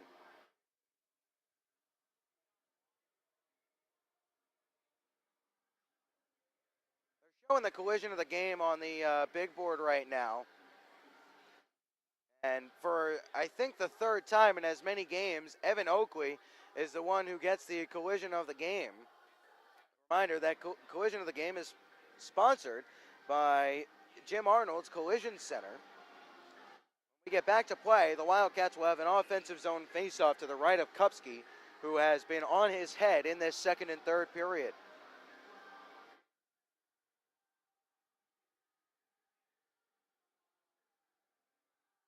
It will be Staub, Apap, and Beaulieu out there with Townsend and Nichols. Going against them for the Brahmas, Sanderson, Steen, Andren, Wickline, as we're back to play here, as Steen will slap this one around to the near side. Andren will try to break it free. Here's Wickline as a man crashing through the middle. Wickline cross-ice pass, rubbed out of it there was Carreras. Back towards the front of the net, intercepting it here was Townsend. Now it could be a 2-on-1. Apap lost it in his skates, gets it back, onside play. Beaulieu crashing the net, in front for Beaulieu, and he couldn't direct it towards the net. Great pass by Apap, but it handcuffed Beaulieu the slightest bit, and that was enough. Now in the corner, they'll try to dig it free. 9 minutes even remaining in the third period. Beaulieu steps free, up to the point. Nichols thought about stepping down and pinching. Now he's beaten, trying to get past him. Here's Carreras. Carreras. Staub gets back and gets in front of him. Nice back check there by the veteran forward in Colin Staub, as Staub will stash this one behind, and Nichols will play it along to Townsend. Townsend for Beaulieu. Beaulieu run hard into the bench, but not before he got it to Apap. Apap will float this one wide of the cage of Kupski as the Wildcats are working on a change. Starting up the ice once more, here's Hayden Hansen. Scatliff poked it away from some danger in the neutral zone. Farmer tries to dig it free, as not able to do so quite yet, as Scatliff slings this one dangerously across the ice, but no harm, no foul, as Kuzmeski will float it up farther. Albrecht can gain possession as stepping free. Here's Roman Uchin. Uchin getting hacked and harried there by Farmer, legally so. He has to curl back to the blue line as Solovyev will poke this one in and come to the bench for a change. Here's Kuzmeski. His pass knocked out of midair there by Farmer. Farmer stashes it off the wall looking for Albrecht. Albrecht gains a zone. Where's the puck? They scrum for it. Albrecht still with it there. He battles for it. On the far side, the Cats are unable to pull it free, but they'll stash it down low. Steen rolls it around to the near side. Holding it in here is Cole Nichols. Played behind the net as intercepting here are the Brahmas in the form of Johan Steen. Steen lost in the feet of Falconer. He'll regain control and chip this one in and come to the bench for a change. 7:30 remaining in the third period. We are deadlocked, 2 goals apiece. Brahmas and the Wildcats as the Cats are looking to extend their 4-game winning streak. Cook will hustle back to it. Rolls off the back wall for Cam Knight. Knight will settle things down and look to start a smooth breakout here. Knight with a good lumbering stride here to get past one. Now past another. Is dispossessed though. Look out. Trying to step away. Here's Sturzinger at the circle. His shot saved and parried away there by Shaw. First to it here is Hunter Stanley. Roll towards the front of the net. Solovyev has it picked off. Trying to step away are the Wildcats. It's Litviak. Here's Yeager. Lazarus in the middle. In front, and it was sauced over the stick of Litviak. Lazarus up to the blue line. Here's Knight. Towards the net. Save there. Litviak picks up the rebound. Behind the net. Litviak. Now it's Yeager. Yeager in the corner with it. Curling away. Now Yeager still trying to play it behind for Litviak. First to it here is Lazarus. Nice work here by Lazarus in front of the net. Yeager fanned on the shot, looking for 2 goals. He wasn't able to come up with even an effort as Sturzinger chips this one down the ice. No icing here. Cam Knight will circle back for it. 6:25 remaining in the third. We are deadlocked, 2 goals apiece. Knight under some pressure. Reverses back to the near side for Matt Cook. Cook sporting a cage after he was checked from behind into the wall on the far side. Reisinger has it now off the stick of Knight. Here's Reisinger. He loads a toe drag shot off the skate of Steen and trickles wide to the far side corner. Steen, middle of the ice. Here come the Brahmas back up ahead. Andren not able to get past Townsend.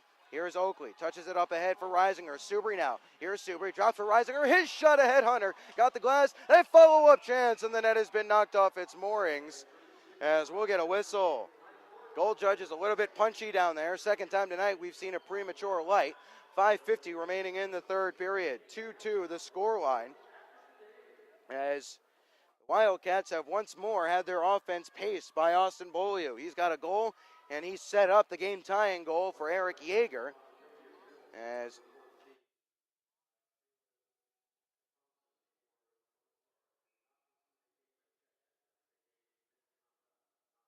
clarification, Caleb Thompson did not get a game ejection. It was a game misconduct. Either way, he was done for the day. Chipping it free are the Brahmas. Vidmar will motor ahead. Knight gets back, and he'll marshal the danger away, as here is Matt Cook. Softly through the middle of the ice. Dangerous, but it found Beaulieu. Beaulieu touched along for Stop. Here's Stop. Left it behind there, waiting for some support that never came. Back up the ice, here's Vidmar. Through the middle, he has a man. Vidmar walking towards the middle. Loading shot, save. Where's the puck? And Shaw makes the save and holds on. Austin Shaw has given up 2 tonight. He is not ready to give up a third. Vidmar danced inside Cook, who had gotten back, and pulled the trigger on a shot back across the grain, but Shaw made the save and held on. 5:25 remaining in the third.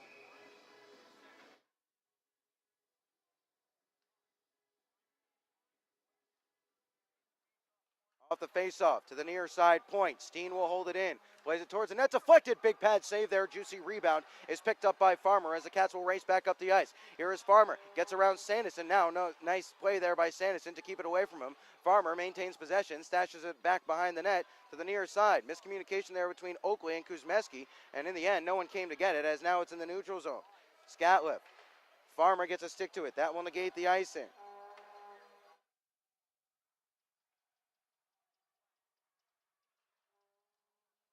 Over, shot towards the net, deflects and is off the toe there of the big right pad of Jake Kupski. Here is Steen stepping out from behind his own net. Lone Star deliberate with the puck right now. 4:38 remaining in this third period as Lone Star will work on a change after it's dumped in. No icing here as Lazarus chips at this one and works it ahead for Litviak. Here's Litviak with a step. Litviak shot, save, fought off there. He was looking for the top corner. Good shot in stride there by Nikita, but equal to the task was Kupski. Solovyev put under pressure by his countryman Nikita Litviak. Almost forced into a turnover, but Andrin has it. Andrin will play this one in deep. This will be icing against the Brahmas. 4:11 remaining in the third period.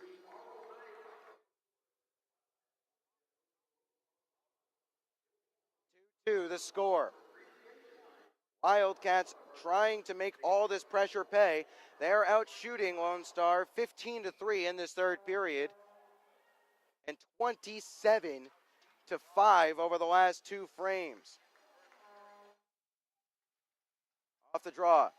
Played around to the far side. Oakley can't sweep this one deeper on a second effort. Trying to work it free here are the Wildcats. They did so momentarily. Pressed into the wall now. Oakley will work it free and step away. The referee got in his way, however, as the puck is sitting loose on the goal line. Trying to work it back to the point is Max Reisinger. Nice dance by Reisinger. On his backhand in front. Subri is tied up and he can't pull the trigger. Stashed behind. It was away from Reisinger, but he'll recollect. Reisinger hooked off it. Trying to work it to the point, near side. Townsend, one-timer, deflected. Subri pokes at it. Back towards the front of the net, and Oakley can't pull the trigger. It's in front once more. Back to the point it comes. Townsend, middle of the blue line. Shot saved through traffic by Mr. Kupski. 3:28 remaining in the third. 2-2 the score. Wildcats pressing hard for a goal that will give them a 3-2 lead. Trying to cling along to it, cling to this 2-2 tie are the Brahmas. Off the draw, behind the net, here's Colin Stop. Has it spiked away from him. Looking to come forward with it here are the Brahmas, as this was disrupted momentarily, but gaining the zone is Uchin. Now in a second effort, Vidmar is forced back. He has to collect. To the near side it rolls, trying to keep it alive is Egan, but Beaulieu picks it up. Beaulieu has Staub to his right. He'll play it off to Staub as Staub gains the zone onside. His shot blocked to the near side. Knight holds on a slapper, walking towards the middle. Here's Knight dangling towards the front of the net. Staub was tied up, couldn't get his lumber free. Here is Apap now. Apap ridden off it there nicely by Sanderson as this is out into the neutral zone, and Knight will have to hustle back. Last 3 minutes of this third period. Cam Knight will set up the shot for the Wildcats as they're working on a line change here. Knight now steps out along to Cook on the near side. Back along to Knight. Knight's a very good puck mover. He moved it back to Cook, who gets it up ahead for Falconer now. Falconer has Reisinger in the middle. Falconer, one-hand effort. It's loose. Where's the puck? And the net has been knocked off its moorings by Kupski. Face-off will stay down low. 2:26 remaining in the third. 2-2 the score. Shots are 36-17 in favor of the Wildcats in this contest. 29-7 in the last almost 40 minutes of hockey. And we'll get a timeout here, as it will be taken, I believe, by the Wildcats. Yes, timeout taken by the Wildcats. No, check that. Timeout taken by the Brahmas. Their bench is short right now, as they've had a couple of guys dismissed from the contest. 2:26 remaining in the third. 2-2 the score. Let's recap how we got here. 17:30 into the first period, Sebastian Vidmar scored on a one-timer from just inside the right faceoff circle. Shaw got a glove to it, but not enough to keep it out. In the second period, the Wildcats upped the pressure. They outshot Lone Star 12-2 in that frame, as Austin Bolio made the pressure pay as he stuffed a backhand home underneath Jake Kupski. That made it 1-1. That goal coming from Tommy Apap and Colin Stopp. In the third period, against the run of play, after the Wildcats had come up empty on a 5-minute major power play, Hayden Hansen scored on a screen shot from the blue line to make it 2-1 at 6:22. But less than 29 seconds later, in a carbon copy at the other end, Eric Yeager picks up his first career goal from Austin Beaulieu at 6:51 of the third. A shot from the middle of the blue line that snuck home and nestled behind the left shoulder of Jake Kupski to make it 2-2. That is where we stand. We're skating 5-on-5. Faceoff will be to the left of Jake Kupski as he's trying to keep the Brahmas in this one and send it to overtime, or maybe even spring a breakaway. You never know. Still a lot of hockey left to play. Anything can happen in 2 minutes and 26 seconds. Off the faceoff.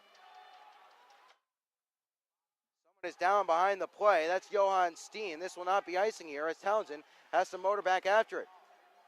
On a second look, he'll regain possession softly up the wall, as this is Falconer. 3-on-2 for the Wildcats. Falconer with Reisinger charging backdoor. Farmer couldn't settle. Farmer gets it back to the point in Kuzmeski. Shot towards the net, blocked down in front easily as Vidmar tries to sweep it up the ice. Vidmar banks it up ahead, looking for Roman Uchin. It would not have been icing or offside, but coming to the bench for a change are the Brahmas, as Farmer will motor ahead. Dangerous stick handle there as he chips this one in. This is going to be icing against the Cats. Not a smart play there with 1:45 remaining in the third. The Cats will have to deal with a face-off in their own defensive zone to the left of Austin Shaw. As for what it's worth, we have not seen Albrecht very much, but Reisinger has been getting a fair amount of minutes in this third period, going hard to the net and playing the game the way that Coach LaFontaine wants to see, as the Wildcats are going to take their timeout. And I think that's a smart play, as the guys were gassed. So, taking their timeout are the Wildcats. This will allow them to get some fresh legs on there as well, with the added bonus of LaFontaine getting to draw something up. Looking down there right now, he's not actually drawing anything up on a whiteboard. It looks like he's just giving his guys a little bit of a pep talk. I mean, their towns are up. I don't really know what more LaFontaine can say. They're out shooting the Brahmas 36-17, and factor out that first period when Lone Star had the edge 10-7. That's a 29-7 margin over the last almost 40 minutes of hockey. But the big question is, can the Wildcats make the pressure pay? Can they find a way to put a third past Kupski, who has been standing on his head in this second and third period? Face-off to the left of Shaw. First step for the Cats is to win this face-off. Davidson will go in the draw against Yeager. Picked up here by Matt Cook right off the draw. He'll spin away from Sturzinger and look to motor ahead. Here's Matt Cook. Flings it cross ice, knocked out of midair on a legal play by Stanley. This behind the net of Shaw. He'll leave it there. First to it here. Sturzinger stuff attempt. It's saved. Bad angle. Look, it's loose in front, and stepping away with it was Lazarus. He's forced to the near side, but he'll gain possession, chip it farther along. No icing here as Davidson will hustle back as the puck rolls on edge. Litviak forces a turnover. Back along for Lazarus. Up to the blue line. Cook holding to Knight in the middle of the point. Knight down low for Cook. Back in front of the net, and spiking it away from danger there was Davidson. Hansen, no icing here as it works its way on the cage of Shaw. Cook, pass up the ice, left behind by Litviak, he'll recollect. Litviak gains his own. Holding it here is Lazarus. Lazarus pressed into the wall, but he maintains possession, fights through it, can't fight through the last check of Vidmar, and that will see the Lone Star Brahmas pick up possession in the last minute of play in the period. Brought to you by Quinta Inns and Suites. Headman pass for a breakaway attempt. Hunter Stanley had it skip over his stick, as that was a dangerous moment as it's left behind, turned over. Here's Hunter Stanley, middle of the blue line. Roman Uchin on his backhand. Plays it up to the point, towards the net. Blocked down in front there by Townsend with 30 seconds remaining. Townsend forced off it, but he forced it into the neutral zone for Oakley. Oakley, Townsend once more. Cats will gain the zone in the last 20 seconds. The near side it comes. Trying to work it free is Egan. Oakley almost grabbed possession there. Now on a second look, the Brahmas are able to clear the zone. Uchin in the last 10 seconds of the frame. Are we headed to overtime? We might just be. 5 seconds left. Is there one last twist in this tale? 2 seconds and 1, and we will head to overtime here at the Kay Yeager Coliseum. First time tonight, or first time this season, that the Wildcats will head to overtime as it comes against the Lone Star Brahmas.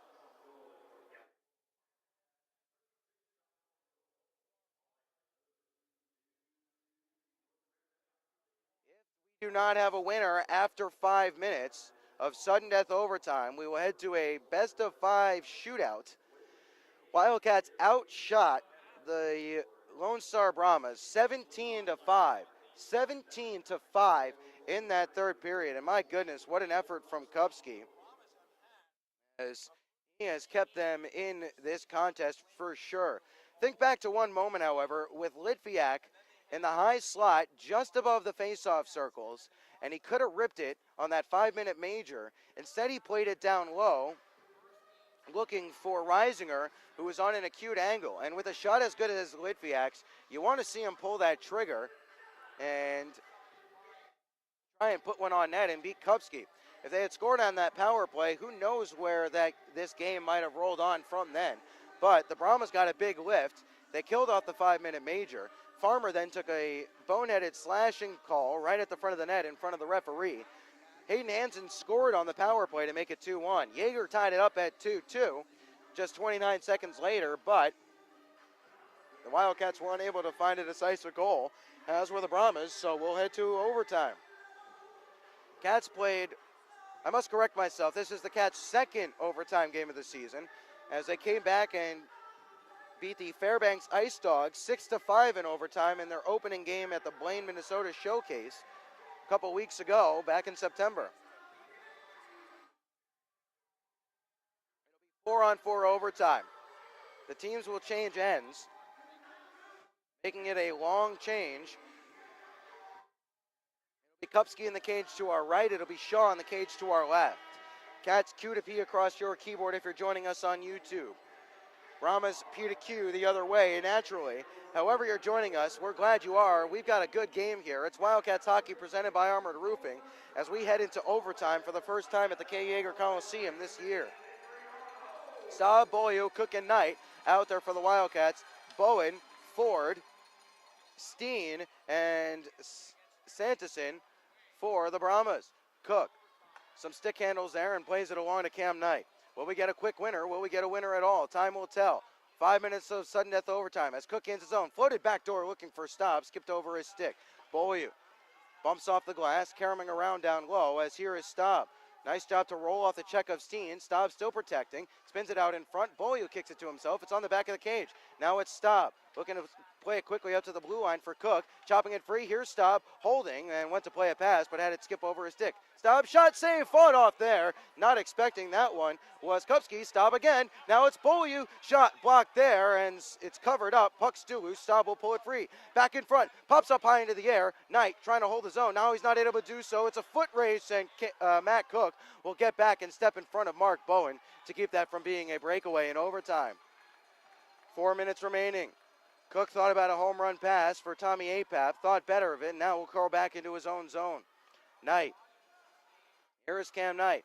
Little shoulder fake there, try to get past Uchin as Oakley circles back to help out. Here is Cam Knight. Knight Plays this one to the far side corner. Knocked out of midair. Hansen the first to it here. This one is on the stick of Vidmar. He'll motor ahead with Uchin in the middle. Vidmar now wanting to load his shot. He'll take it all the way to the near side wall and now curl behind the net. Townsend picks his pocket very nicely. Townsend's having a good game defensively. Slowly up the ice. Oakley back hard cross ice for Townsend to skate onto. Here is Townsend. He'll put on the brakes in the corner. Now look to protect and stash behind. This is Apap down low. Apap out there with Oakley along with Kuzmeski and Townsend trying to hold the zone of the Wildcats. They're not able to do so as Vidmar goes down in the neutral zone. No call upcoming as Apap stashes it back to Townsend. 3 minutes remaining. Not expecting the pass was Apap. Townsend will get it back, no harm, no foul, and started up the ice himself. Has Farmer to his left and uses him. Here's Farmer at the left wing wall, charging towards the middle. Farmer in front, and they score! Nick Farmer in overtime, and the Cats win 3-2. Townsend played it to Farmer on the left wing wall. Farmer sucked the man into him, and then turned on the afterburners, got around the defenseman, cut in front, and just stuffed it home inside the left post of Jake Kupski. And the Cats come away with the win, 3-2. Nick Farmer in overtime.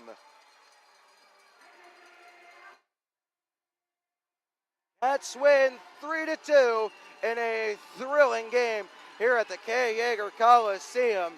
And they're sending the fans home happy here tonight. Oh my goodness, what an entertaining hockey game we were just treated to. It is very early in the season, but I'm going to go out on a limb here and say that is one of the best games we're going to see here all season long. Tremendous pace to that game. Tremendous action. Up and down the ice they went, especially in that third period. The flow was frenetic. The saves were solid, and in the end, the Wildcats are going to come away the winners. They'll take this one 3-2, and by virtue of Topeka not playing tonight, the Wildcats are now tied for first place in the North American Hockey League's South Division.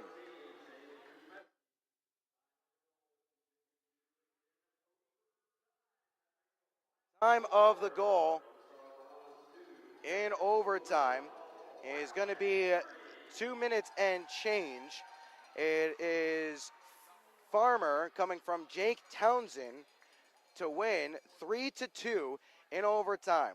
Let's get you the scoring summary here before we step off air. And my goodness, the scoreline does not tell the story of what an entertaining game this was and how much the Wildcats controlled that contest. They outshot Lone Star 37-17, including one shot in overtime. They only needed one shot as they came away with the win, 3-2 in overtime. The Cats with the win are now 6-2-0, 3-1-0 in the division. With the loss, the Brahmas are 2-4-0. Spare thought for Jake Kupski. He played absolutely fantastic hockey in net for the Lone Star Brahmas. Let's get you the scoring summary here. Sebastian Vidmar got us going in the first period from Roman Uchin, 17:30 into the first period to make it 1-0. The Cats came back out of the locker room in the second and third periods, and in the second, they absolutely bossed this contest. 12 shots on goal to 2 for the Lone Star Brahmas, and it didn't take more than halfway through that period for the Cats to make that pressure pay. Austin Bolio picks up his sixth, team-leading sixth of the year from Tommy Apap and Colin Staub as he just stuffed it under the leg of Jake Kupski. That made it 1-1 at 7:40. In the third period, the Wildcats looked like they were going to be able to continue to control the game after Caleb Thompson took a 5-minute major for checking from behind and a game misconduct at 55 seconds of the third period. Despite some great efforts and a whole lot of rubber on the cage of Kupski, it was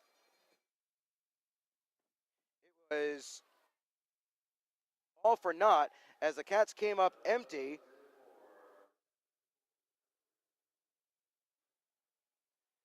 Kupski was able to turn all those efforts aside as that held the score at 1-1. Then immediately after that penalty had expired, it was a pretty boneheaded play by Nick Farmer. He redeems himself very nicely, however, in overtime. Farmer takes his slashing call right in front of the referee, and in that power play for the Brahmas, Hayden Hansen finds the back of the net from a screen shot from the blue line. It Didn't take long for the Wildcats to answer back, however. 6:51 remaining in the third, 6:51 into the third, as Eric Yeager picks up his first career goal on an assist from Austin Beaulieu, who continues his hot play. He had a golden assist tonight, as Yeager, carbon copy of Hansen's goal, made it 2-2 just 29 seconds later. In overtime, Nick Farmer, 2:08 of the extra session. Kuzmeski played it along to Townsend. Townsend left it up ahead for Farmer. Farmer sucked the defenseman in towards him and then blew past him. It was a great, smart play there by Farmer. He turned the corner just under the faceoff dot, and on his backhand, he quickly changed it to his forehand and tucked it under the pad on the left-hand post of Jake Kupski to give the Wildcats the win. Final shots on goal tally, 38-17 in favor of the Wildcats.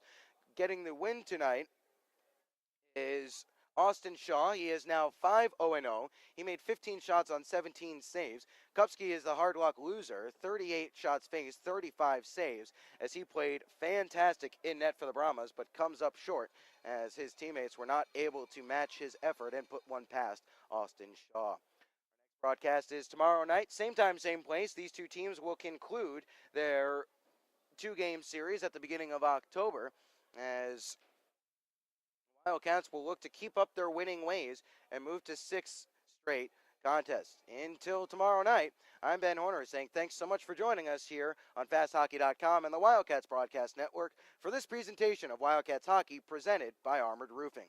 Until tomorrow night, have a good night, everybody, and take care.